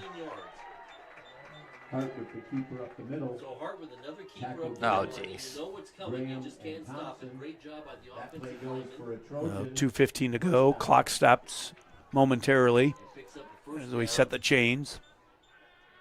So now they go to the Before this game, we had our middle school Halloween dance. And I was telling somebody, in their head. my favorite story all time, playoff game, we were playing Mid-Prairie here, and that's when there was some construction being done in the high school gym area, so the locker rooms weren't available. So they had to get warmed up in the gym at the middle school. So we're playing Baby Shark while they're trying to get pumped up, ready to go. Hart still. Hart with another nice run, gain of about 5. Good run by Hart. one of the running backs took him down.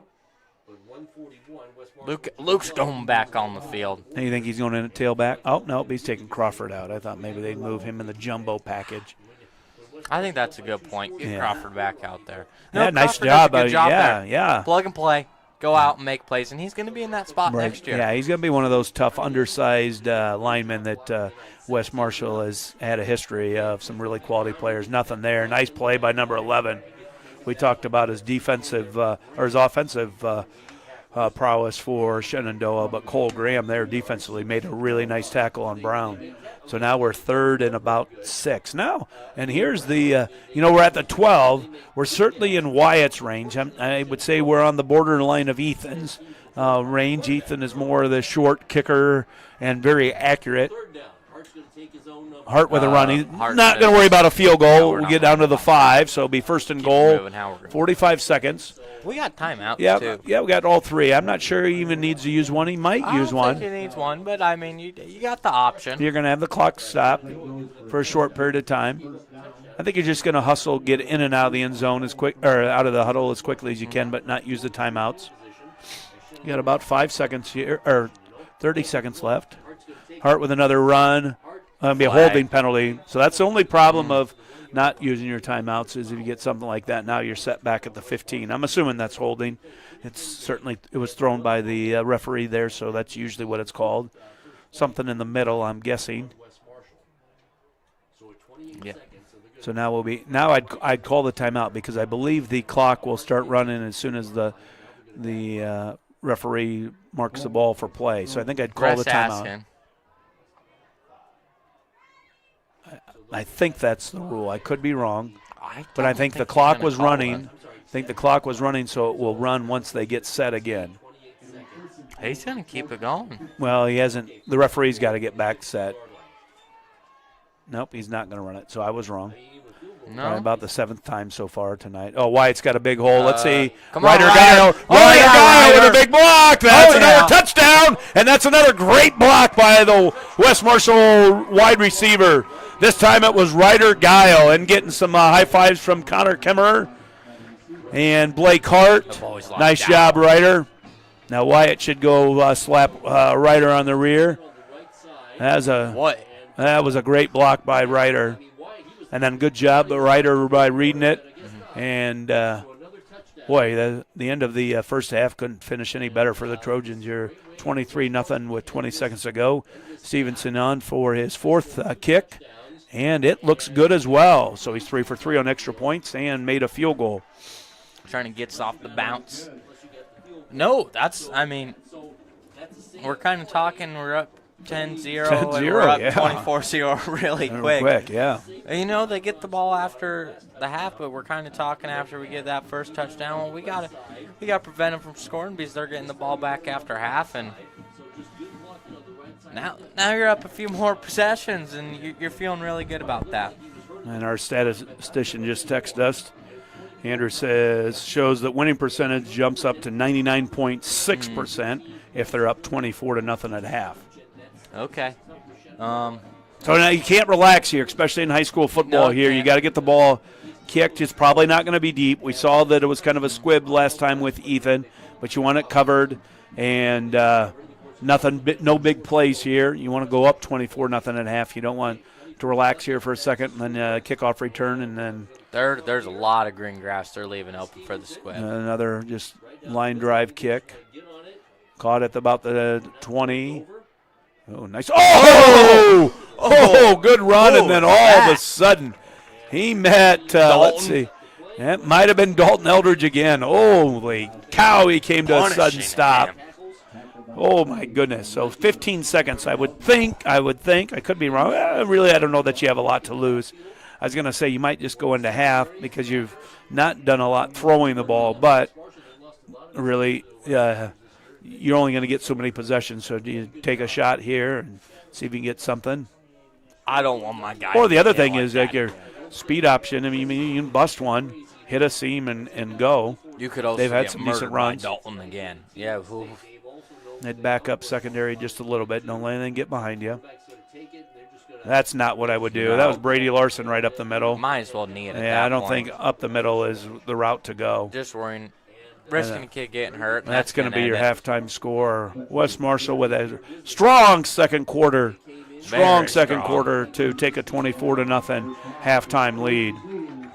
Yeah, great first half by the Trojans. I mean, really great last 5 minutes of the second quarter is really where we see that play highlighted. And, you know, if you're watching from across the state, I mean, you got Trojans feeling pretty good about themselves. But this is a situation. Shenandoah's played good teams. They played against good physical ball teams. And they're not out of this yet. They're going to keep playing hard, and they're going to try and keep this competitive in the second half. And you know you're going to get their best effort. A lot of kids, like you said before, last half football. Last half football you're ever going to play. Yep. So you're going to give it everything that you got. And, you know, sometimes you'll see, I think probably like last week in West Central, you start seeing teams that haven't had a good season roll over towards the fourth quarter or whatever. You're not going to see that. This is it. This is a quality program that just keeps getting better and better in Shenandoah. And a lot of kids that have a lot of pride, and they're going to want to finish their football career on a positive note. So we'll see. Probably the best news will be when we get some cross-country runners up here. Do we have these confirmed? Well, we've is it just a general? Because I saw the remind. You know, I'm still on the cross-country remind. And I saw. Is that our most recent update, or do we have anything actually lined up? I mean, because I know Chuck's if not, been working for 4 weeks. For if not, we'll have Coach Jedi put the headset on and talk to you. We're gonna talk. We're gonna have a harvest report from Mr. Denai. Because band's not coming out for a show tonight, so we got 15 minutes of time to fill. I mean, you give us 14 minutes of time, and this is how we get in trouble. I mean, this is how we get off the air here. We got scores from. Gotta say, I mean. Yeah, I'll see if I can pull up any other scores. Oh, we got Mr. Barry coming up. Mr. Barry, you want to talk to Mr. Barry? Huh? Here. Mr. Barry? Oh, Mr. Barry just declined the headset. No, that's all right. No one wants. It might be the first time he's ever declined the opportunity to talk, right? What do you think? I think the whole community just got upset. I think that's the first time I think I've ever seen decline to talk. Yeah. No, Mr. Barry, he's subbed in chemistry this week. Yeah. This is what we did. You know, we got our assignment done. We watched the videos. Videos only took half an hour. We had an extra 15 minutes. You know what highlights we watched? Oh. Tavon Austin. Oh, I thought maybe you took a tour of building or something. Yeah. Oh, we got our interview. Yeah, oh my goodness. Yeah. I didn't think it was going to happen. All right, how many do we got? If you didn't think this was going to happen, I would not let down. All right, we got 3 of you. All right, so here's quick. We only have one headset. We're not fancy. So who wants to set the tone? Who wants to go first? No. All right, Delaney's setting the tone. I'm scared. All right, don't be scared, Delaney. All right. So we got our first runner out here. This is our second best runner right here besides Addie Thompson. You know, Delaney, we kind of saw at the beginning of the season we had some injuries. We were working past it. Now we're getting healthy. You know, you're obviously healthy. You're running better times. Do you think you can go out there, that state meet, and run your best time this season? I think so. Mm-hmm. I think as the season's gone on, we've all really improved, and with help from my teammates, I've been able to improve as the season goes on. So, yeah. All right, second question. Well, we'll each do 3 or 4 questions. Be prepared. Be prepared. What do you think of Dalton tonight? I mean, he closed the half well. I mean, he did just have a pretty big hit. But there's been a few times he's been selling some blitzes. What do you think? What do you think? I'm not all that great with football, like knowing what's going on. Mm-hmm. But yeah, he's been doing pretty good this season. Yeah. What have you told Dalton now that Joe's proven that he's the better linebacker? I mean, what are you saying? What are you saying to Dalton? When he gets done with his games, I just tell him good job, and he generally just goes right to bed. Yep, I kind of assume that from Dalton. Yeah. Any final remarks? Anything you'd like to say to the West Marshall fan base? Go support the Trojans on Friday. We run at 10:30. Mm-hmm. Big race. Be there. Be loud. Wear your Halloween costumes, and come support. All right. Who wants to go next? Who we got? We got Addie next. All right, Addie. Our first question, this is from Chuck. Chuck forgot to ask you this one. So he got in my ear before the game started, and he was telling me, Jackson, you got to ask it. So Addie obviously has some experience. She's been at the state meet a few times in her career. What do you think the time change is going to do to your process? You kind of have a process of how you prepare for a state meet. It's later in the day. It's on Saturday. What do you think this time switch will do to the way you run? So this time switch, obviously, earlier in the morning, I'm definitely not a morning person. Oh, no. So it'll definitely be a little bit different, but the adrenaline really just wakes me up. So Really? I think it'll be all right. You think it's going to work out? Yep. I hope so. And I think, another thing, so going into this season, I mean, we kind of, freshman year, or my freshman year, I mean, it was kind of, you were kind of our top dog on the team. It was Addie, and then there was kind of everybody else. No offense to our former runners. Now you've seen, Delaney came in this year, and you saw a big freshman group come in. What do you think that did to your process? I mean, now you got people training you a little bit closer, and I think we've seen some better finishes from you. Do you think that made a big difference in the way you run? So having people next to me definitely improved my times. I don't think I'd be where I am today if I didn't have someone there to push me. So I'm really grateful that these people came up and not only improved the team, but improved my times as well. And do you think, is that a testament to Mr. Adams building a middle school girls cross-country powerhouse? Yes, I'd like to give a big shout-out to Stephen Adams for setting us up for success. All right, you got any final remarks? You're the captain here. I mean, you're top dog on this team. This is your last meet, or are you running at the next level, Addie? I haven't heard. I'm most likely going to be running in college. All right, where are we thinking? Where are we getting recruited to right now, Addie? Right now, I'm thinking Wartburg. Wartburg. Oh, geez, Wartburg getting shout-outs. I mean, this whole school is just turning into Wartburg. I've heard Waverly is a decent town. I don't know anything about it. It's nice. You went to some camps there before. Is that what's kind of convincing you? Or does Andrew have a pitch? Has Andrew and Ben been involved in this process? They have not been involved. Oh, jeez. I did do a camp there over the summer, but the coaches have also reached out. They've been to a couple of my meets, and they just seem like very supportive, like they're very into the process of people's improvement. All right, we got a commitment on the air here. All right. You good, Addie? Yep. Go Trojans. Go Trojans. Go Trojans. All right. Everybody, we got a freshman on there now. We got a little bit more maturity, Zoe. I'm sure you'll do great. All right. So Zoe, we kind of got Addie's perspective on, what those freshmen do to her process. What do you think?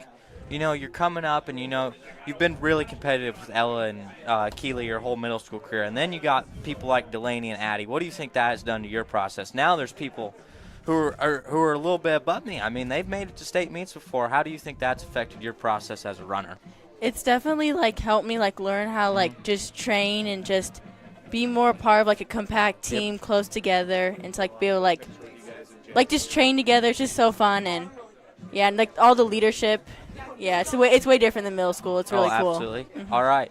You say better coaches then? Are you saying better leadership, or is this is this Cynthia's better than Mr. Adams? No, that's not what I'm saying. They're both amazing coaches. I'm talking about the team leadership. You're saying only students. Huh? Oh, so today's pajama day. For the student section, are you guys all running in pajamas next week? Is that? No, we're doing typical uniform. All right, I guess we can't have any fun around here.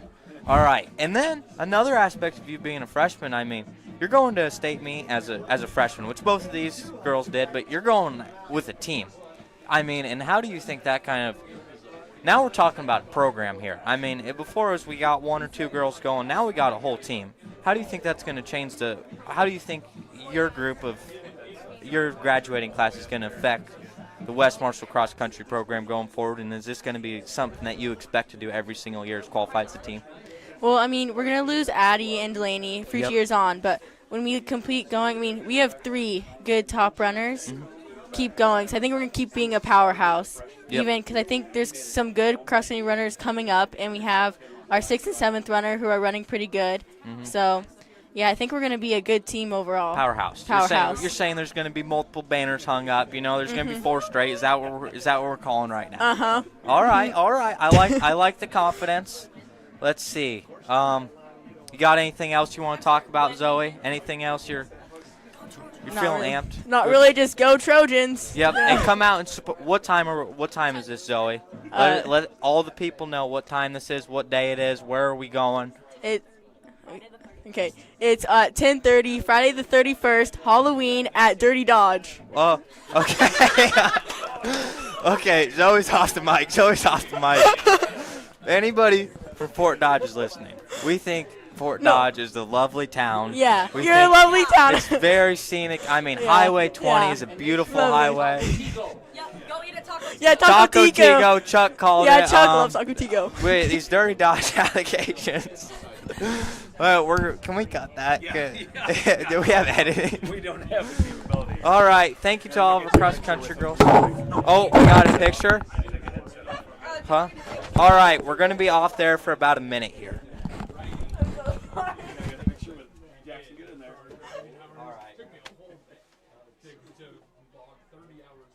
Good job. Nice job, ladies. You survived your first. Great job, guys. Maybe. Zoe will be in Jason's office. Zoe's on I blamed, and that's what everyone's been calling it. It's fair, that's what everyone called it. Yeah, I blamed. Thank you. I tried. Is Mr. Barry declining the headset again? All right, Mr. Barry. Heavy on the mister. What are we thinking here? Well, I'm thinking maybe we need to put it to them and get up by, what, is it still 35-point rule or the 50? Okay, 35-point. Oh, you want to see continuous clock. You know, you're no mercy. Is that what you're saying, Mr. I'm not up here where it's warm where you guys are. Well, now you're up here. Are you staying here for a second half? You know, you got in the warmth, you know? I don't know. My wife wants me to bring her popcorn. And, so I don't know. It might be cold, that popcorn. Never know. Who knows? I mean, so what? I do have to tell you guys one story. You got to hear this, we got Mr. Barry's story. We might not. 1 year, when it was the 50-point rule, we were ahead 44 to nothing at half. Yep. And so the second half, we received the kickoff. And guess what? We ran the kickoff back. Game was over. What year was that, you think, Mr. Barry? That was probably about, I would say, 2002. That's my guess. I don't know if that's right. You know, I was 7 years before I was born, Mr. Barry. Yeah, what year were you born? Yeah. 2009. That's what I thought. Yeah, you know, when I have a chance to call somebody old on the mic, I mean, I'm gonna take the chance. Well, I'm not as good looking as those last girls you're interviewing. Yeah, I don't know. I mean, all right, thanks, Mr. Barry. Appreciate it. That's staple of the community right here. Thank you. Oh, we're gonna try. Keep up the good work. We're gonna try. And go Trojans. Go Trojans, as always. All right. Now, I suppose this guy wants me on there now too. Yeah, Chuck needs an interview. Chuck, you need me on there? No, the ratings would be too good. Jackson, that's got to be the shortest conversation anybody's ever had with Mr. Barry. I think so. He was a little quiet, some chemistry, you know. I bet Mr. Barry will be there Friday cheering on the girls. He was up and down, running all over the course, cheering for the girls yesterday. I've heard Mr. Barry runs the whole race with them. Yeah. Oh, really? Mr. Barry's saying number one girls cross. There was West Marshall girls cross country fan. A few times that he wasn't paying attention to the race. He was trying to find somebody that was in charge. He was a little upset that there were no concession stands there. He was looking for a hot dog. Yeah. Couldn't find one. It's oft times above the cross country pay grade. I don't. No, Chuck's got a restaurant they got to go to. You what? I got to tell you, Mr. Barry told you one of his halftime stories. So I graduated here in '93, and so I got to be a part of some teams. Really didn't do anything besides stand on the sidelines until my senior year. But I can remember my freshman year, we were ahead 49-0 against Bondurant Farrar. And we go into the locker room, and again, that was back in the day where if you got up by 50, the game was over and you wouldn't even have a halftime. And so we get into the locker room, and Coach Winkler is irate that we did not end the game by half. And he told us, you got 10 seconds to finish this game. So we get the kickoff, we return it for a touchdown, game over. We're thinking he's going to be happy. Nope, he was irate because it took us 12 seconds to run it back for a touchdown. He said he gave us 10. And I tell my son, who played for Coach Winkler, and he was his special teams coach when Andrew went through, and Andrew just absolutely loved him as much as I really enjoyed Coach Winkler. He's what I needed. He was definitely tough to play for, but boy, he's taught me a lot of life lessons and helped me have the skills to get through some really tough things in life. And so I owe a lot to Coach Winkler. But I told Andrew, I said, the only time I can remember him not being upset at halftime was we were playing number 1 ranked Ogden my senior year at our homecoming game, and we were tied 0-0 at half. And it was kind of, hey, you're doing a really good job, that kind of stuff. And, patting us on the back for a job well done. We went out and lost 30-0. So we probably said, let's get rid of that. Let's he never didn't do that again. No. Yeah, not do that again. No, and I think the one thing I've heard with Coach Winkler from guys who went on to the military, Coach Winkler prepared them for the military. Basic training wasn't quite as bad. I think it took me a while to realize, all the things that he had taught me. I think I wrote him a note probably when I was about 40, just thanking him. I'd gone through some tough things, and you kind of revert back to some of those things that, your coaches or teachers or people had taught you. And he did that. He certainly did that for me. And like I said, not easy to play for. There were some really tough weeks, and sometimes it's like, what am I doing here? Why am I putting myself through this? But again, like I said, sometimes when you're 17, 18, you don't understand, what somebody's trying to do to help you out, and certainly was a benefit to me. So, hey, we got great first half of football for the Trojans, 24-0. I can't imagine that Coach Hackett would be could be any more pleased with his team, especially the way they finished there. Second half, or the Coach Toyne's defense, just phenomenal. Really shut down just about anything Shenandoah tried to do. There was a few times where they got few speed options. They ran options that they got some yards, but for the most part, I can't imagine their offensive statistics look very good at all. Shenandoah's defense, you got to give them a lot of credit. There was a lot of turnovers deep in their own field, and they were able to hold us and kept us out of the end zone, held us one time to a field goal on a short field, but boy, late in the second half, kind of line took over and got a couple of key scores there to put the margin at 24-0. Here's a coach, you're stressing, hey, we got to kind of come out and set the tone right away. Don't give them any hope of getting back into this game. And I think, like you said, you want to be, as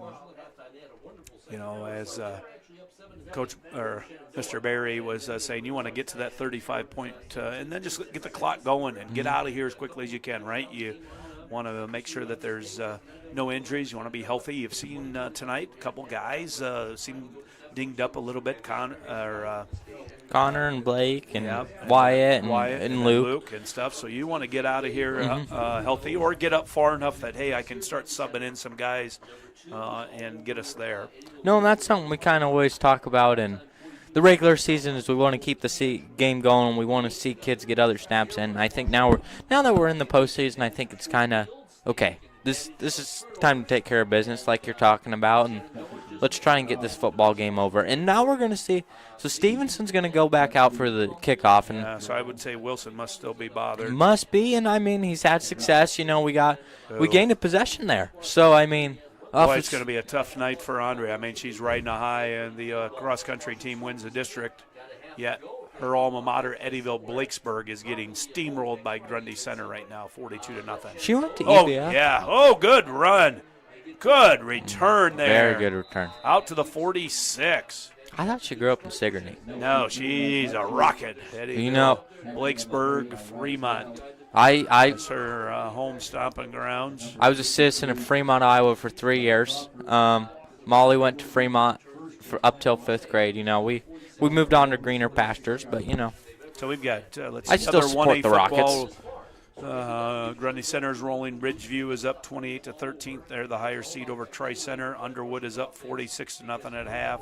Those are the only scores I've gotten so far on quick stats. So we'll see if I can get any more. Sometimes Andrew can find those for me. He'll find them on Twitter, dark web. I mean, he'll get it done. Nice tackle Good there. play Who there. was that? Joe. Is it Joe? Yep. I think Drake did a good job there, too. Kind of forced him back in a little bit. Get him into his linebackers there and let him make a play. So no gain there, 2nd and 10. No, yeah, good defensive play by the Trojans there. I mean, this year, you know, Shenandoah's starting with some of their better field position of the day, and now they got to they're hunkering down, and this is an important possession for them. You know, you got to get points on the board, and you got to start getting momentum in your way if you want to stay in this football game. And I think that's a great point, Jackson. Sometimes when you're always backed up by your 20 or sometimes inside your 20, it's hard to call plays. It's hard to call plays at any point. Oh, that's incomplete. Gears on the coverage, yep. I've heard Kinnick likes Wartburg too. I'm not sure. Yeah, Kinnick will be actually at the Wartburg Central game. He'd want to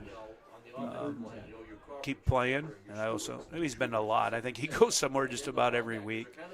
And visits, and so it's kind of a hard part figuring out what you think is going to be a good fit for you. So it's nice to have I think options. it's just nice that we're starting to get some kids that want to keep playing beyond high school. So I think that's kind of cool. No, that is neat it's for sure. Kind of fun to cheer them on as they continue their careers. A quarterback run, and he's going nowhere. Yeah, Brady Larson again. Whole pile nice of job, Trojans. Brady. Who's Brady? Maybe might have Luke out a little bit defensively and let Brady eat. Yeah, and if Luke was kind of back was bothering him, don't mess with getting him hurt. Yep. Yeah, no, he's pretty important, isn't he? Yeah, I would say. No, and here, that's maybe. So now here we would be nice to see if we get a punt return. That's probably about the only thing that hasn't gone well for us. No. Is the punt return game so far. And again, sometimes it's hard because you're not going to get a consistent 40, 50-yard punt like that. Like, what do you do with that? Nothing really. Let her bounce. Yeah, get out of the way. And it's going to look like a nice punt in the stats, but, that's so hard to return. It was about a 20, not much more than a 20, 25-yard punt. Yeah, so you can't really return it. You just got to get out of the way. Yep. So it's really hard. I think it's easier probably at a collegiate level where, hey, the guy always punts 45 yards, and it's going to be a nice high punt, easy, to catch, and time for your blockers to get it set up there. No chance. Yeah, a little bit more predictability is nice as a punt returner. So here we go, 1st and 20, or 1st and 10 at the 20. Looks like the first play that we started the game, and Brown is going to go. Come on, Wyatt. Come on, Wyatt. Look at the big fella go. Oh, man. Oh, tell me what. That has been a huge addition. Wyatt Brown. He's big enough, strong enough, and fast enough. And he stayed on his good running back for Class 1A. Yep. Good balance there. Yeah, no, and he's a little bit different. I mean, he's probably a little bit quicker than Ben, maybe not quite as physical. I mean, it's fun to see how different types of running backs we can have over the course of time in one football program. Hart pulls it. Oh, boy, a lot of big hits. We talked about that at the beginning of the game, and certainly going to know when you play a Shenandoah team. They have hit hard tonight. That gain of about 3, but Hart got hit tattooed there a few times, so no giving up there. Like I said, you're definitely not going to give up. Coach Eckhart from Shenandoah has won too much. That kids are not going to roll over He's instilled that toughness in them. We've got a pass, trying to throw to Guile. Little behind him. Got it. Guile makes nice a play. Catch, Ryder Head Guile. tap. That was There a we really go. nice catch at the 30. Yeah, that was a wonderful play by Guile. No, Boy, you like to see that, don't you? I like that, too. It's kind of cool. You had a guy that had a great block for a touchdown, and then you go to him. Hey, thanks for blocking. You did a great job. Now we're going to try to get you a ball. Yeah.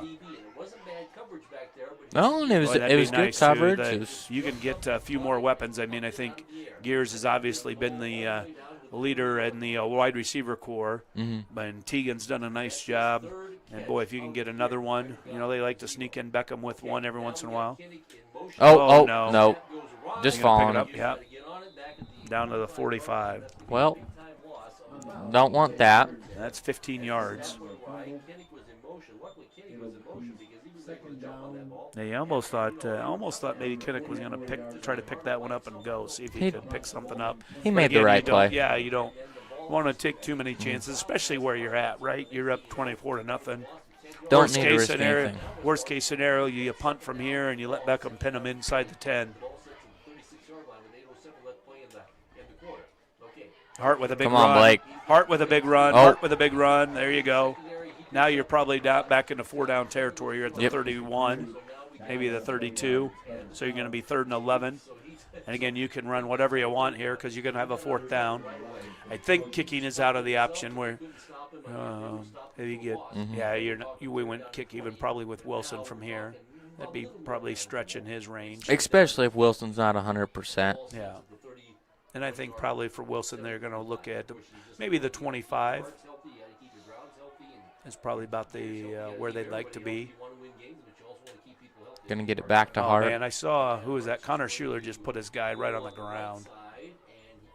So that gain of about another 4 or 5. So it's going to be about 4th and 6. Yeah, but they're going nice 4th thing down. too. Yeah, of course. You're at the 27. Nice thing too here. You ran the ball. Worst case scenario, you turn the ball over in downs, but you've chewed up another 3-4 minutes from the clock as we creep towards the halfway point of quarter number 3. Maddox Diener running the play in. Okay, we got Diener and Gears to our side, Guile on the other side. And then we got DeSoto at the line of scrimmage. He's throwing deep. That's going to be, could be picked. Yep. Yeah, we got to read that safety. He's coming over to Gears the whole way. And it's not the worst thing in the world, right? Absolutely not. You pick up a 13, 14-yard punt, and you make them start from inside the 15. And now we've got Got Minden making deliveries here. Oh, okay. We got a brief pause from football. We got a national champion in the house here. Minden, what does it feel like to be a national champion? I know. If you didn't know, Minden's a tractor pull national champion. That's the first time I've ever met one. What goes into your process to do that? How big is your trophy? Tall as me. I've heard it's taller, per my reports. All right, thank you, Minden. Oh no, Shenandoah with the big first down there. We might have to get you off there. There's a little bad luck there. Chuck, appreciate your deliveries. Thanks, Minden. Have a good night. Large national champion in the Kitty tractor pull. Got a trophy about as tractor pull. Oh, tractor pull, yeah. Just say tractor pull. Got a trophy as big as she is. Third taller. Yeah. Third taller. Taller. Third reports. Yeah. I heard sitting right in front of the front door when you go into a large household. Yeah. So big gas staying there by the Shenandoah, and then nice run there by the quarterback. A little quarterback run. Now the run up the middle. Yeah, that's not going anywhere. Going to do anything. Yeah, they can't do that. You got Shenandoah. I mean, when they've seen success, they got to spread it out. They can't go up the middle. It's just not something I would recommend to do with the way our front is playing. So, yeah, I mean, because you see that first down was on a quarterback run to the outside. They got to keep that going if you want to keep offensive momentum going.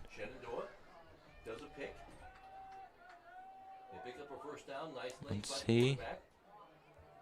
There's his run See? outside. There we go you to outside. A nice run. First down. First down, gain of about 12 or 13. And that's exactly what they need to keep doing. I mean, you keep running the ball like that, you can keep this game entertaining again. I mean, I would say running it up the middle is, even with Stewart out. Some of that you just like, hey, I got to do that to keep the defense honest, right? And so you try that, and then you hope that every once in a while you bust one up the middle. I mean, we saw that last week. That's how West Central scored a touchdown, was a run right up the middle for 99 yards. Most of the time it was unsuccessful, but then every once in a while there's a quarterback run. Oh, geez, nice two-leg takedown there by that's Keelman, I think. Kind of like that play. There, the tailback, number 8, he had a nice run. Gabe Buttry. And so he went in motion and then acted like he was going to receive a quick pass on the outside, and the quarterback then ran the quarterback draw instead. Gained about 3, so that's nice. 2nd and 7. 4.5 to go here in quarter number 3. No score here in the second half so far. It's still 24-0 West Marshall. See, trying. Run. That's not going to get much. Yeah. Gain of maybe a yard. Be 3rd and 6, and I think Trojans will take this. Where you're getting a yard or two, and you're chewing off 35 seconds or 40 seconds every play. You'll take this. No, absolutely. The clock keeps ticking, and that keeps helping you. Trying to get the crowd into it. There's been some successful attempts so far. Joe wasn't that committed. No, we need to see more arm waves than that. Oh, we got a defense chant going, led by Eric Rosas. And that, Eric's been a weapon in the student section game. He's traveled well. Yeah. He's been a guy who's really stepped up in a big way. I'm not sure about the outfit today, but they're bringing him. Quarterback run again. He's going to pick up about 2, so he's going to be 4 down territory. Yeah, I think so at this stage in the game. Yeah, it's pajama night, so Rosas went with the suit. Yeah, well, he went with the COVID outfit. He said, that was the intention there. Yeah, that's what it was. He said, like he has a business meeting, so he's looking sharp up top, and then he's got the pajama pants on, which nobody would know, right? No clue. So that's what he went with tonight. So that's where those guys who go on camera, they're making a bad decision. Radio guys, who knows? We could wear pajamas every week. Wouldn't be an issue. Yeah. A big play here, 4th and 4. You think it's going to be some sort of run. Haven't had They're lot bringing of success. This is where you quick pass over the middle. Oh, there it is. Or outside, that works. Good Number 11. Nice play. That's the 11. That's what we said. Actually, I thought we'd seen a little bit more of him in the passing game. That's Cole Graham with his first catch of the night. Durosset pushes him out of bounds, but not until after about a 7 or 8 yard gain. So he picks up the first down. Excellent play call there. 3. Yep. No, Clock's still rolling. Now we're down to about 2:40 to go here in the first, the third quarter. Trojans going to load the box. This is where I keep getting quick hitters. If they're going to. There's the counter to Graham. Yep. Nice run. He could be gone. He's gone. No, Teagan. Closes well there. That's really huge. That's a good play call. That's really good. Yep, Graham with a nice counter and good play by Edler not giving up there because, you're going to run some more clock, right, which I think is huge. And then running in the ball, especially short yardage here, you could hold them out. They haven't found a whole lot of success. Now they have this last few plays here. They're going to go left behind Graham. Yep, there it is. And he's in. So 2:04 to go, and Shenandoah is on the scoreboard. 24-6 right now. No, and there, you got to give props to whoever was calling plays there. That was a fantastic 3 or 4 play sequence. Really maximizing your play calls to really keep your guys in it. I put up the extra point. I need to take that off. I'm sure they're going to go for 2. When you're behind by 3 scores, they're going to try to get. You get 3. Really hard to do, but I think that's what you're going to see every team do in this situation because you only have so many possessions left that you're going to get it. Yep. No, especially with the way the Trojans can control the tempo of a football game. Slips a little bit. Jump pass. Got it. Boy, that was just like they wrote it up. Yeah. No, and they're now. If you can keep doing that, you're only down 2 possessions, just like that. I mean, yeah, and then now, really good job by Shenandoah. You're now, a turnover or something, and then you score right away again. Heck, then you got a battle, right? Yep. So now what the Trojans need here is you rely on that offensive line, and even a nice 5-6 minute drive. You'd like to get points, right? If you can get to 27, you're in pretty good shape. Get 3 scores up. No, absolutely. I mean, you can. It'd be nice here if we can get a nice return. Yep. Yeah, I mean, let yours see it in and make a play here. Yeah, I'm guessing they're going to kick away from him. They're talking about it a little bit. I guess the And you got to be returners ready aren't for in be ready for some kind of squib kick too, right? Joe's got something. Joe, I think he's letting him know which way he's returning and stuff. But you've got to be ready to. I think they're doing something fancy here. I got a return touchdown here. Not a betting man, but that's what I'd say here. Kilman trying to get a shoe on. Yeah, Whitaker, or you got Keelman, Eldridge, and DeRossett short right behind that line. A little squib kick. He's got Guile. Just get going north and south and get out. Yep. There you go. Good Take job. it at the 36. That's a good job. At first, it looked like he was going to try to go east and west, and you're not going to get any of that when it's a short kick. You're not going to get any blocking. You're not. Gone are the days of middle school where maybe you could outrun some guys. You're not going to do that at a high school level. So I think he thought better of it and started going north and south, and that was a really nice return there by Ryder. Started at the 35. 1:59 to go, quarter number 3, 24-8, West Marshall.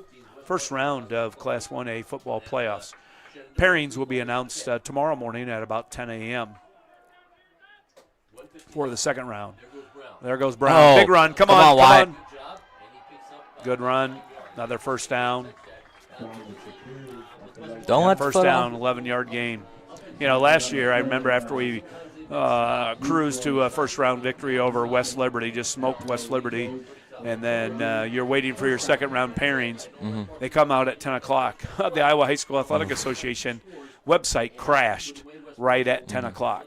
And so you have all these coaches waiting for who they're going to match up with, and the site went down. I had actually found who our opponent was on Twitter and messaged Cody that we were going to be traveling to Van Meter to play. Gain of about 2. Wasn't quite the matchup we wanted. No. It'll be interesting to see here. You're hoping that we're probably right on that borderline whether or not we're going to host or travel. Probably see like an 8-9 matchup. So whether or not we go to the 8th-ranked team or the 9th-ranked team comes to us, we're kind of right in that mix. So we'll see. We still have half of football to go yet to secure a No, victory Shenandoah is playing football still. Yeah. I mean, they 2nd and 8. 50 seconds to go. So probably I'd run it here, and then that's the last play of your – you're going to pass. Got Beckham wide open. Good job. Oh, look at Beckham. Oh, come on, Beckham. That a boy, Beckham. Oh, penalty on who? Is that Ryder? Did he get Ryder on that? Yeah, he's mad, yeah. Just let it go. He had the first down, and now you're – yeah. So we'll see where the play is. It should be a spot foul, so it's not the worst penalty to get, but it's terrible that it was going to be a first down anyways. That's like the kid's trying to make a play, but it's no reason to. Just let it go and get the first down. So we'll see where it's at.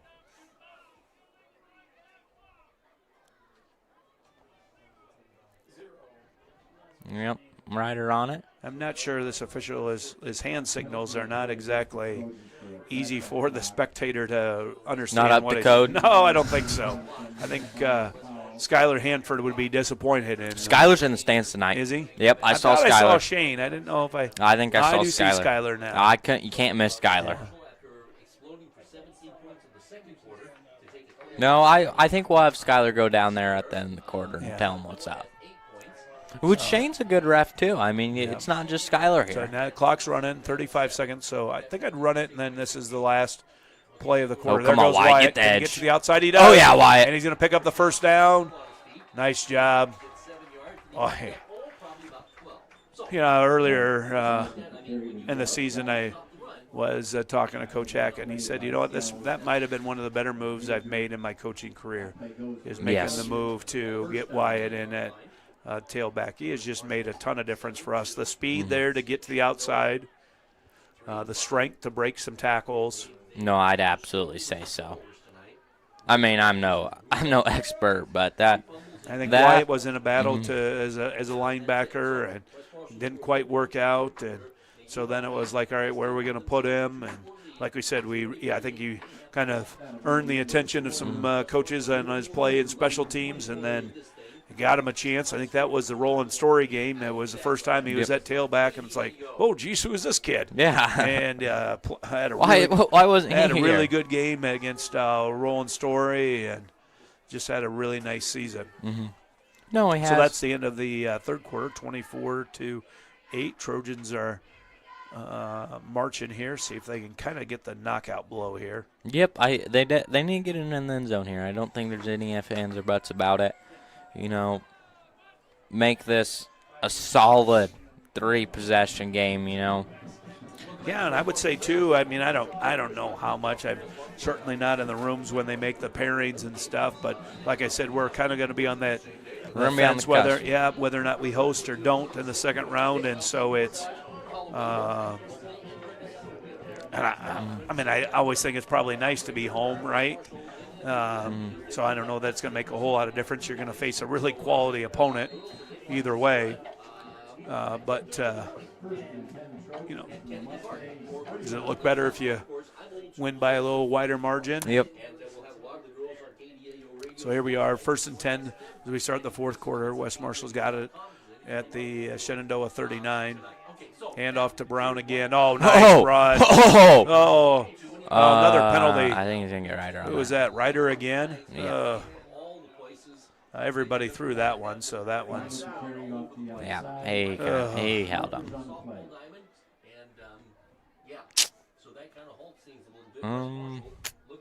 Might see a personnel change. That was a little stutter step. I don't know what that was, but That's was really good. tough. Number 66 there. That's Levi Rystrom. 6'3", 210 pounds. That's really tough when you're one-on-one with Wyatt, and Wyatt did a really nice job there. So penalty from the spot of the foul, so it'll be 1st and 11. 11:53 to go. Yeah, we got to stop getting the penalties. No, absolutely. I mean, you got to clean it up, especially in this position. You don't need to. You've been controlling the game so well without fouling. I mean, you just don't have to. Gears goes in motion. Well, he's been really quiet offensively, hasn't he? They've had a guy. Oh, slipped. It was the first time that we've kind of had a slip there. So, yeah, look at that. I mean, you were going to be, at worst-case scenario, second and really short, and now instead you're marching back 10 yards, so now you're second and 13. Again, you could have – and you were rolling, so you had a shot to – you're going to be, down to inside the 30. You're probably going to get you're getting close to Stevenson field goal range to go up 3 scores. Or just put it in the end zone, and now you got 2nd and long. Yeah, it's been a very quiet game for Gear, so we'll see if he can make a play here. Goes in motion. Pass. Oh, there was a lot of white jerseys there. Yeah, and that was like, hey, we practice like there's only one read, so he's throwing it to Teagan no matter if he's open or not. And I think that's kind of like as we develop as a quarterback. Got to look off that. We saw some of that where maybe sometimes the wheel route has been open to Kinnick, so I'm going to throw that. So we've thrown that deep, and the safety's just sitting there waiting. There we're trying to fake the throw to Kinnick there, and then come back to Teagan. Well, there was a lot of people there. Shenandoah had really nice coverage, but we still tried to force it in. Going to run about He's going to throw 4 it verts. to Whitaker with a Whitaker catch. high points the football. Yeah! Whitaker with the down to the 5. There you really go. Nice game for Drake Whitaker. Very nice game for Whitaker. Down to the 5. That was an That'll excellent catch. Pick up Ryder, right? Yeah. Nobody feels worse than the guy that makes the penalty when kind of a drive stalls, and so you kind of pick him up there. Drake with a nice catch, good ball by Blake. Yeah, we first and goal from the 5. I don't think the ball is going to be in the air here. What do you think? I'm going to run it 3 times, and if I don't Probably get it quarterback powered hard. I'm going to run it 3 times, and if I don't get it in, I'm going to kick the field goal to go up 3 scores. What I thought. So you got about a yard or 2 down to the 4, I think. Yeah, I think it's at the 4. And I also want to know, like, where when I'm calling plays here, where Ethan wants the ball. So if I set it right up in the middle of the field, no, we're thinking touchdown. Yeah, I know, but still, you're at the 10-minute mark. So if you don't happen to get it in on 2 runs, you're going to be about 8.5 minutes. And if you go up 3 scores with 8.5 minutes, you're pretty good. You're in a good position from advancing.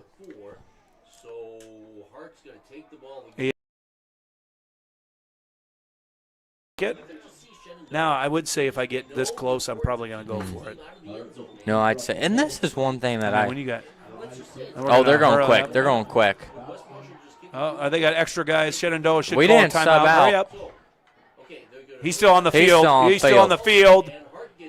He's on the field. Is there no flag? I think that's a touchdown. Or is there a touchdown? I think it's a touchdown. He's calling touchdown. I couldn't see it. I was going to say, there's no flag. I don't know how. In the NFL, that would have been challenged. The defensive lineman was running towards the sideline, and he could have gone off the field by where the chain gang is at. Instead, he ran south. Bad angle. And he was still on the field. No, but the ref did not pay any attention, I guess. I mean, I think it's pretty obvious you should watch that, right? Because he's going to be close if he's going to be off the field or not. Yeah, I think we scored a touchdown. So, I mean, now the Trojans are in a pretty dang good spot. I don't know what they're doing. Oh, I don't think we have replay. All right, Stevenson. Oh, bad snap. Who got it? Hart with a nice job getting the ball on the tee, and Stevenson kicks it through. Job done. That's 31-8. Nice job by Hart. Trojans are in a low snap. Very good spot. 3 possessions here. I mean, feeling pretty darn good. If I do say myself, I mean, you gotta go out there and you gotta play good defensive possession. And I think now you're gonna see. I think if you're Shenandoah, you gotta kind of move away from the run, and you're gonna have to start airing this football out if you want to get back in this football game. There just is not enough time to continue to call the plays that you have so far tonight. You gotta score quick. You gotta score effectively. I mean, your clock's ticking on your season here. Yeah, I think it's hard. It's like, do you call plays that you've been successful running all year, or do you try to do something that you haven't done, and then maybe things don't go so well? I mean, it's hindsight's 50-50. Yeah. I mean, certainly Trojans are going to need to know where Graham is at, right? Yeah, big number 11. In the passing game. Stevenson with the kickoff again here. And you're going to see the squib here, and you got it. They nice kick by kicks. Ethan. That's a down good to kick. about the 7. Oh, a little seam there. He finds it. Guile with a tackle and Durasset down to about the 35. That's effective. Yeah, nice return.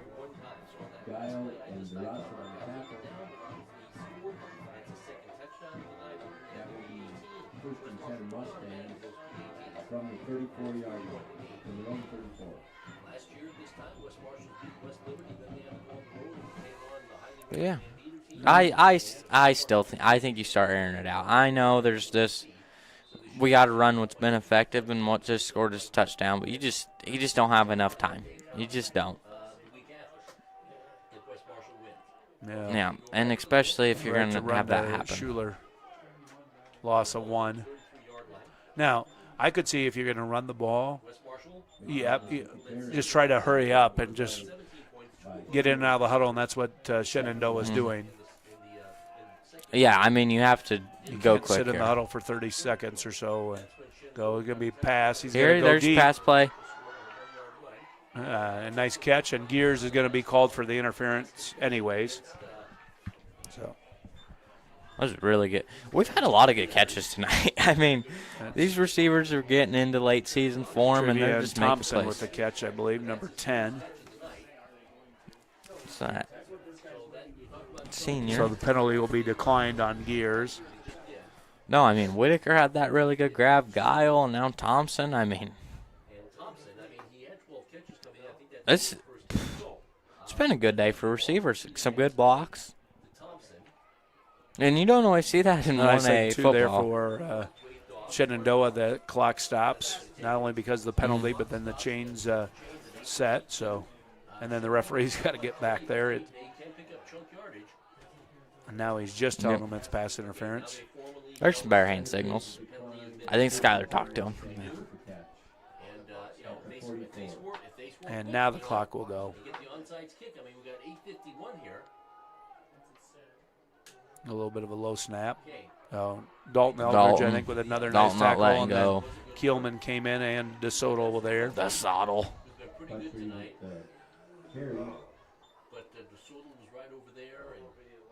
Second and 11. Here you got to stay going quick. Yeah, you got to be ready, Dalton. Dalton's trying to call the plays for the defense. Getting the sign, but they're going to go quick.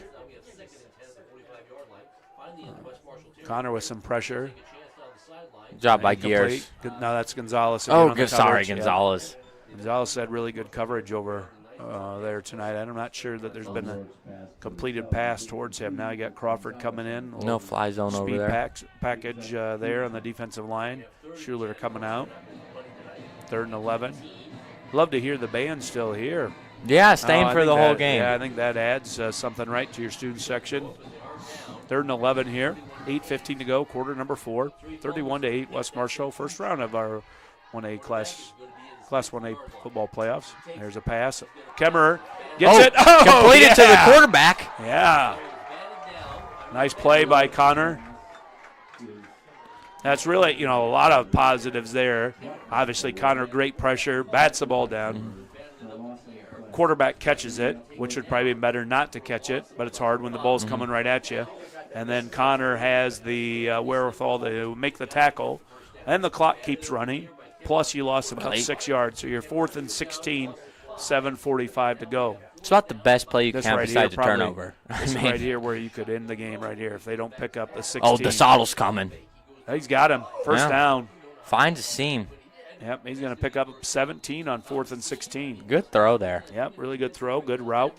That's some of that stuff we saw before the game during warm-ups, and he just proved it there. And that's a guy stepping up and making big-time plays to keep their season alive. And he was under pressure there, too. I mean, he had DeSoto breathing down his neck, and he still made a good play there. Another pass. Gonzalez. Incomplete. Again. Yep. Good job. He's just sidelined really well there. Yeah, that's what I was just going to say, too. He kind of used his body to kind of push him out just a little bit. Really give him no room to catch. And as a quarterback, you want to give him a little bit more room to operate there, right? And so we're 2nd and 10, 33-yard line.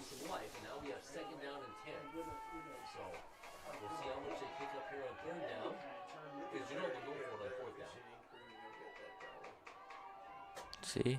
Counter. Oh, they're going to do that counter play. again. Oh, there he goes. He's got green grass. Boy, that play. Gonzalez slows him down, though. Yeah. That play has been pretty good for them a couple times. Yes. No, you wonder sometimes, like when a play like that works so well, like how much have they ran that all year? Because you would think that we would have repped that a lot during the course of the week, but it could have been a new wrinkle that they've added. Yeah, it could and be. We haven't seen now. It's the same play other way. Dalton Eldridge says no this time, I think. No, that's Joe Keelman. Yep. Yep, beat us. And those are huge plays too when you stop them, like for a yard or two as the clock keeps going and you're That play's going to cost you about 20 seconds or so, 25 seconds. We'll snap it at about 6:30 to go here in quarter number 4. He's going to run. Good pressure again. Who is that? Is that Larson? Yeah, Larson with the coverage. So 3rd and 8 from the 14. Brady's had a good, probably played a little bit more defensively this game. They've taken Luke out. He hasn't played a whole lot in the second half in defense, and Brady's done a nice job in his replacement. Brady usually comes in when it's 3rd and long. Him and Crawford usually come in and take Schuler and Stewart out. But tonight he's just played most of the second half with the defense. Done a nice job. No, absolutely. That's plug-and-play depth right there. So we're 3rd and 8 here at the 14. Quick pass, throwing it up to Kinnick. Oh, geez, that could have been offensive. Offensive pass interference. No, yeah, that's offensive. It's got to be offensive. He just pushed Kinnick right in the back. Yeah, the ref's got that. Yeah, yeah. But that's you got to give the Shenandoah wide receiver some credit there. If you don't try to do that, it's probably going to be intercepted. He had really no shot of catching it. No, I guess you got. So you got to do something, right?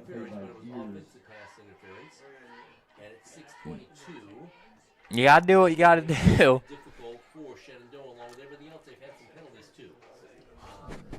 So I think it's a replay of the down, and I think it's a 10-yard penalty. I'd push him back. I'd take the penalty. Yeah. No, I mean, they're going to go for it. I mean. Might be a 15-yard. I always thought it was 15, but. I know it is defensively. Yep, there's 15-yard penalty, so you're all the way back to the 29. This is do or die time.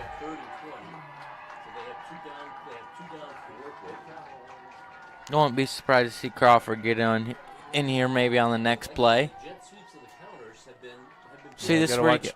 Yeah, 11's not going to run the counter here. You got the twin receivers. So that's probably would have been one of their better plays. Okay, 2 to the top, 2 to the bottom. See. Eldridge coming in on the blitz. Now it falls back. Larson again. He's staying on his feet.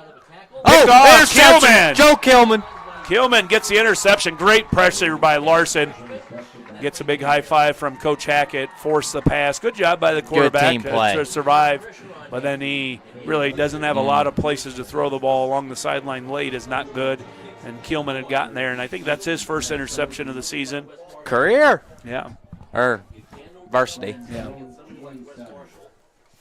So now you're at the 28, 6:14 to go here, quarter number 4. And here you just need to get time ticking. You want to finish the game with the ball, right? Yep. I mean, 6 minutes is a lot of time to keep the ball in your hands, but you just got to keep it on the ground here and Brown's run the ball really well tonight. Hards ran the ball really well tonight. I mean, oh, jeez. Oh, geez, that didn't feel good. Nope, that's less than That's one of those things we're going to have to get figured fixed out before we play somebody where it's a lot tighter game. The last few weeks, that's actually, I mean, you got to give Connor a lot of credit. Yeah, kid that's played all over the place and done whatever the coaches have asked him. I think in the beginning of the season, in the summer was battling whether he's going to be the quarterback or not, and never, I don't think, ever played center, and now you just put a kid back there, and so done a really nice job. But every once in a while, it seems like we get 2 or 3 snaps that aren't consistent, and then it just makes it tough. I don't think he's going to get to the outside, is he? Almost. There he did, and he gets pushed hit forward, but did go out of bounds. That's not good. No. So, but picked up about 5, I think. So it'll be 3rd and 7. Clock didn't start. Won't start. We're at 5:21 to go.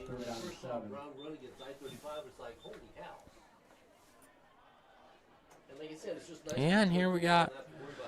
You wish the clock was ticking here, but you're just here. You can install your best play. You have some time to think it over. You have some time to maybe get a breather for these guys if you're going to try and continue to have a sustained drive here.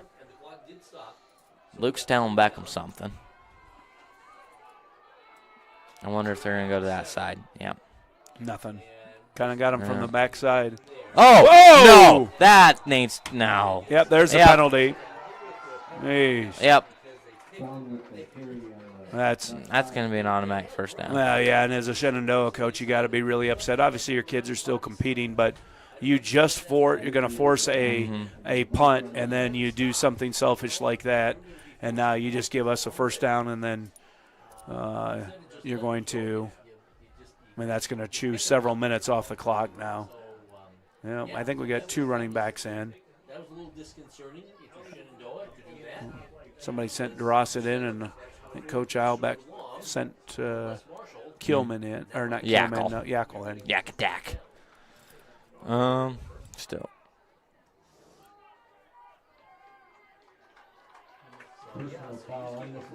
And that's.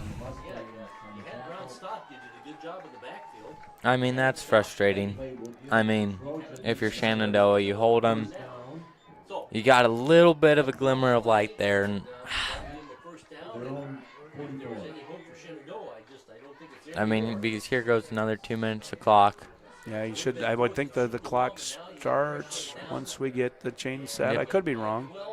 Yep, it does. There we go. Yep. We're going to wind it. So there we shouldn't call. Yep, Cody's, I think, signaling to Blake. Just let the clock go. There's no reason to hurry now. One sideline got the assignment that we're going to stand here for a while. I don't know why we did that. We snapped with 23 seconds. Like, why would he do that? Take all of it out. Yeah, just take it all off. I thought I saw Cody point a hard look at the clock. Now they're taking a timeout. Shenandoah's taking a timeout. Burning them earlier here. Got to make a stop now. You know, but they don't give up. I mean, they're tough out. I mean, even as a 4 seed, they're really playing. They're playing really tough, and they're giving you everything they got, and that's really fun to see. I mean, it shows how strong the game still is. I mean, you talk about less kids going out, and I mean, physicality being lost in the game.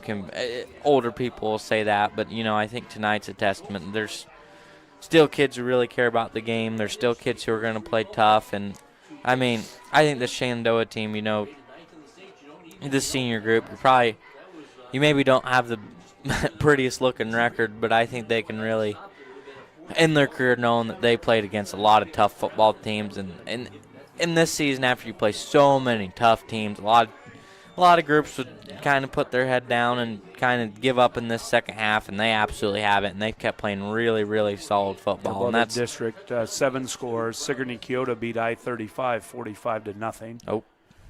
So that was a 3 seed in our district, and then the 4 seed in our district, which was Ogden. They got it handed to them pretty bad tonight too. Let me see if I can find that score. They lost a Trainer 49-7. Trainers from their district, ain't yeah. they? Oh, Brown's going. Another nice run. There's a first down. And that kind of kills kills you. And there's kind of a late hit, but not called. And now you're in a tough spot of Shenandoah. You used your timeout. You're betting on you're going to stop them here, and then you don't get it. I mean, center with a 57-0 win. Surprise. Surprise. Yeah. Underwood, they advanced a 54-8. Against who? They beat South Central Calhoun. Okay.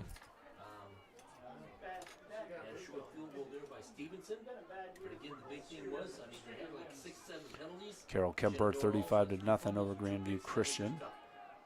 Heart of Iowa team. Roland Story's in a dogfight right now. Oh, there's a big hole. Come on, Wyatt. Look at him. Just get off me. Blockers. Look at get that. Get off me. Oh. First down. Move him. Yeah. Max Diener said Story's he's up 21-14, and so I think they're a 1 seed against Anamosa, and there are 4 minutes to go in the fourth quarter. Van Meter rolling South Tama. Nice to see South Tama in the playoffs. That's probably been a long time coming. For a long time, it's 45-6 Van Meter. Probably not the opponent that you want to face the first time in the playoffs in a long time, but it's nice to be in them. Absolutely. Williamsburg is up on Sadell 62-7. Mount Vernon is thumping Davenport Assumption 35-3. Matchup of number 1 versus number 2 in 3A. Clear Lake is up 14-0. Oh, he's got green grass. There goes Gears. He's got green grass. He's going to get the touchdown. Yeah, he's in. Yeah, that's the first big offensive touchdown play, isn't it, for Gears? He hasn't been very quiet. And I don't. Which is kind of nice for us to see, right? We put up 38 points, and I think Gears got 1 touchdown. And I mean, I would guess that obviously Brown has more. Cale Whitaker's moving. Brown's got had some nice yards. Hart has. Whitaker's had some nice, and yeah, that's probably the quietest offensively game Gears has had. Yeah. We still put 38 up. That's nice. No, they had that. What was it? Number 8 on them all night. Stevenson with a nice kick, 38-0. Good night for Ethan. Yeah, I mean, when you talk about a good complementary team football game, when you're kind of talking about Gears hasn't had his best night because they've really made a point to shut him down, and you're still up 38-8. I mean, that just shows a testament that there's a lot of good football players on this team. And I mean, if we're going to call one guy out on the offense, besides the offensive line, his offensive line has opened it all up. I mean, Wyatt Brown has had a heck of a night. I mean, he's got to be north of 150 rushing yards if I had to bet. Yeah, it was really kind of an interesting game with our running game tonight. There were stretches where really dominant in the line, and then there were some other stretches in the game where he really struggled to get anything and was being met at the line of scrimmage or in the backfield. So kind of weird how that worked. But yeah, you're right. He probably 150 yards or more tonight, and Hart's going to have a decent amount. So I would say that as a team, we're probably going to be pushing about 250 yards rushing, I would guess. If we try to see if we can overhear Chuck next door to us, maybe he'll tell us. Maybe he has some stats. Nice kickoff by Ethan at the 10. Line drive, so he's got a chance to hit a seam here. Yep, there he goes. Oh, nice tackle. Who was that? Ethan? Was that Ethan? Is that a kicker? Might have been Ethan. Stevenson with the kickoff. Goes and gets the tee.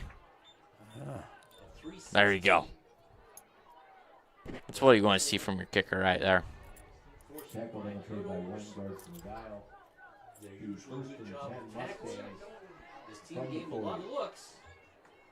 All right, now 38-8, 3:15 to go.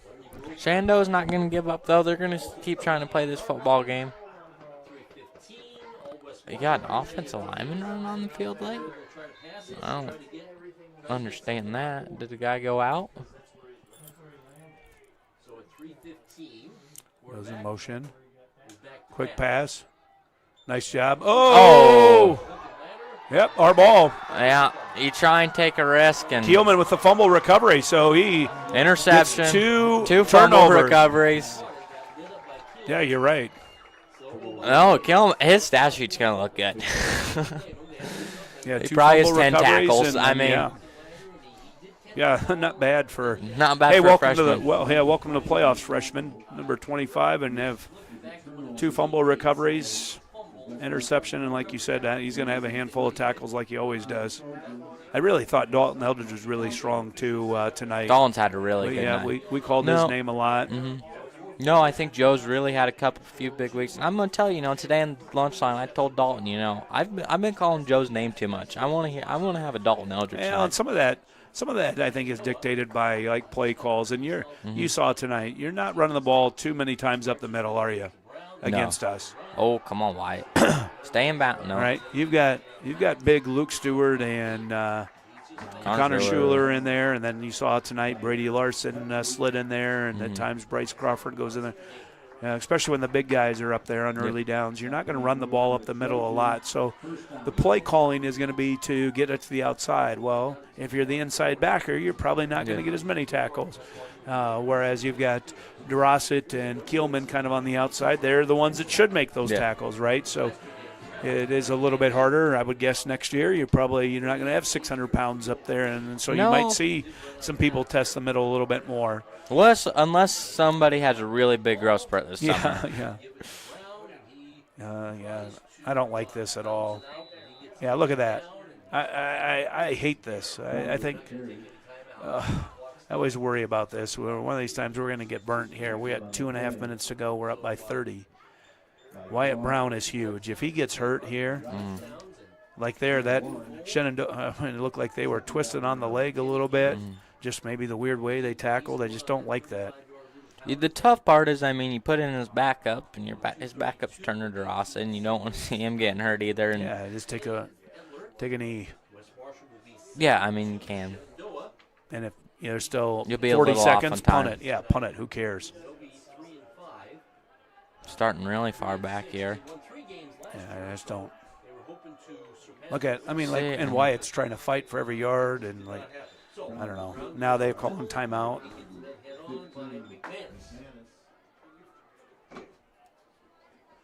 They're not giving up, which that's a key piece to have. No, Shenandoah's not giving up, which surprises me from a team who got about 3-hour drive home. These guys would be lucky to be in their beds by about 1:30. Yeah, before we end the game, and certainly want to congratulate Shenandoah. Good season. Yeah, and I think speaks volumes to what they're building there. You're 3-5, which we talked. Their schedule has been about as tough as anybody in Class 1A, and but haven't had a whole lot of success with wins. And then now you got to travel almost 3 hours to a game. And I thought their kids fought really hard. I mean, their defense was put in some bad situations early in the first half, and they made us earn every yard. It was 10-0 with just a few minutes to go in the first half, and we scored 2 late touchdowns to kind of put the game out of reach. And even then, we're up 24-0 at half. Get down.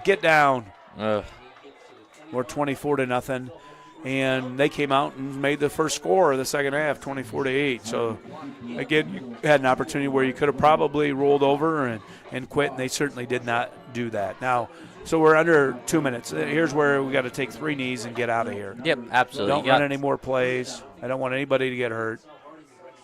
Cody just needs to say knee.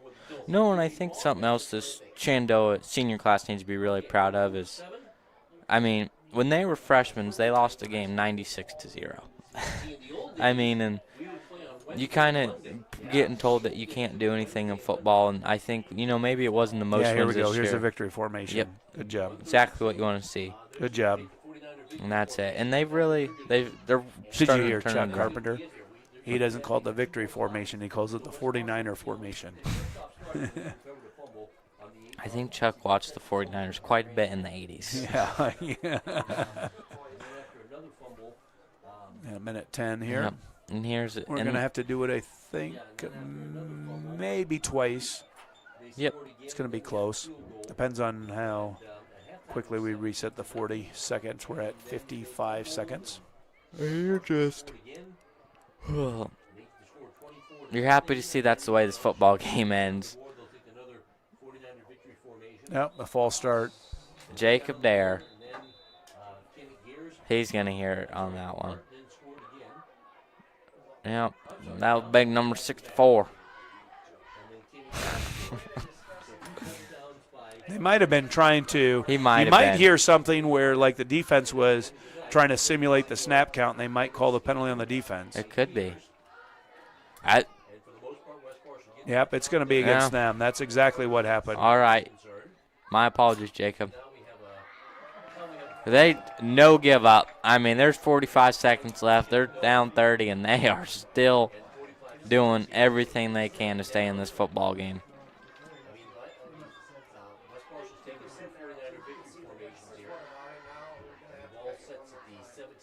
No,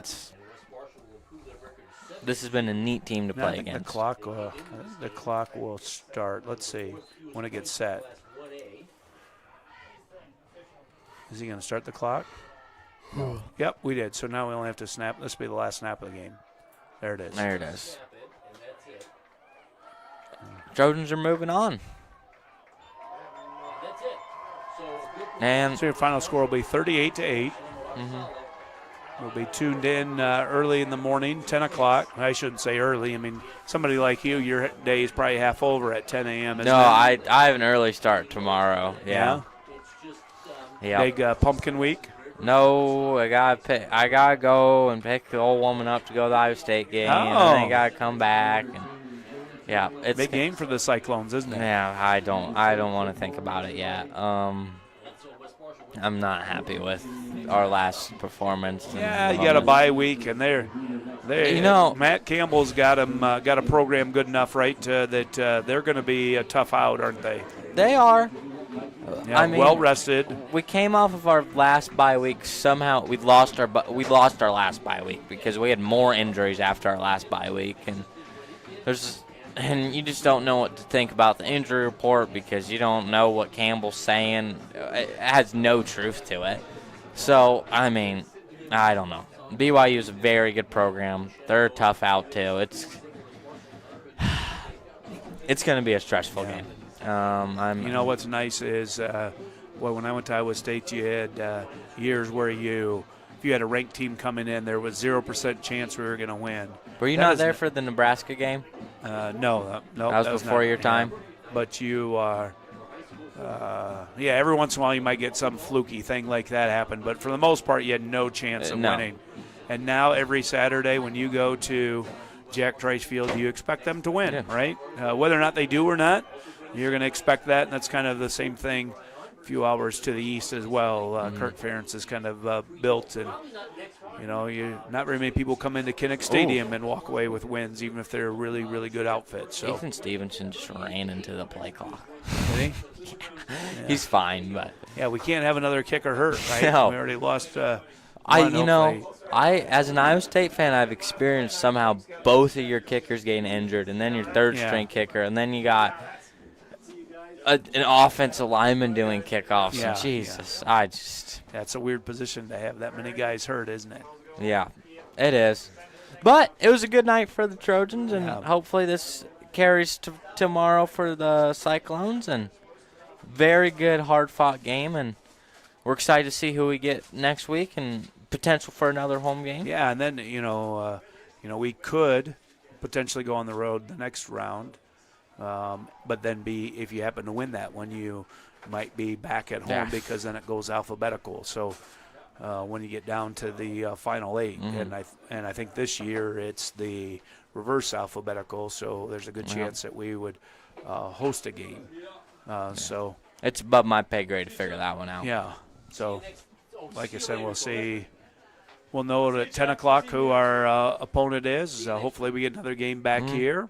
And get a good matchup for us and keep extending the football season. Probably the ones that hate seeing the win is our middle school girls basketball program because Coach Eilbach is one of the coaches. He's tied up right now. He's tied up until this is over, and so I got to help cover until Coach Eilbach gets done. Are you saying that you're the one who's, so that's why they want to hurry up. All your other coaches are banging you to coach football, and the girls basketball. You're left all alone at the open gyms trying to control 30 girls. Yeah. I mean, it's been fun. Actually, I don't know that I probably have to do a lot at the open gyms. We've got great senior leadership. Yeah, and some kids that have been around that kind of run the show for the open gym, so that's really, really nice. Glad to hear. Yeah, so those seasons will start here in about a month. Excited? Oh yeah. Yeah. Yep, we're gonna go on a run this year. Yeah. We're gonna defeat the odds. Oh, that's good to hear. So yeah. But we still got some football to be played, and hopefully this team keeps on rolling. Yeah, so hopefully we're back here next week, and we get to do a telecast again together. But if not, it's been a great season again with you, Jackson. Yeah, absolutely. And we'll see tomorrow where we end up next Friday. And again, it's a good problem to have to wait and see who you play, right? Yep. Good issue to have. Good issue to have. So have a good weekend, and go Trojans. Go Trojans.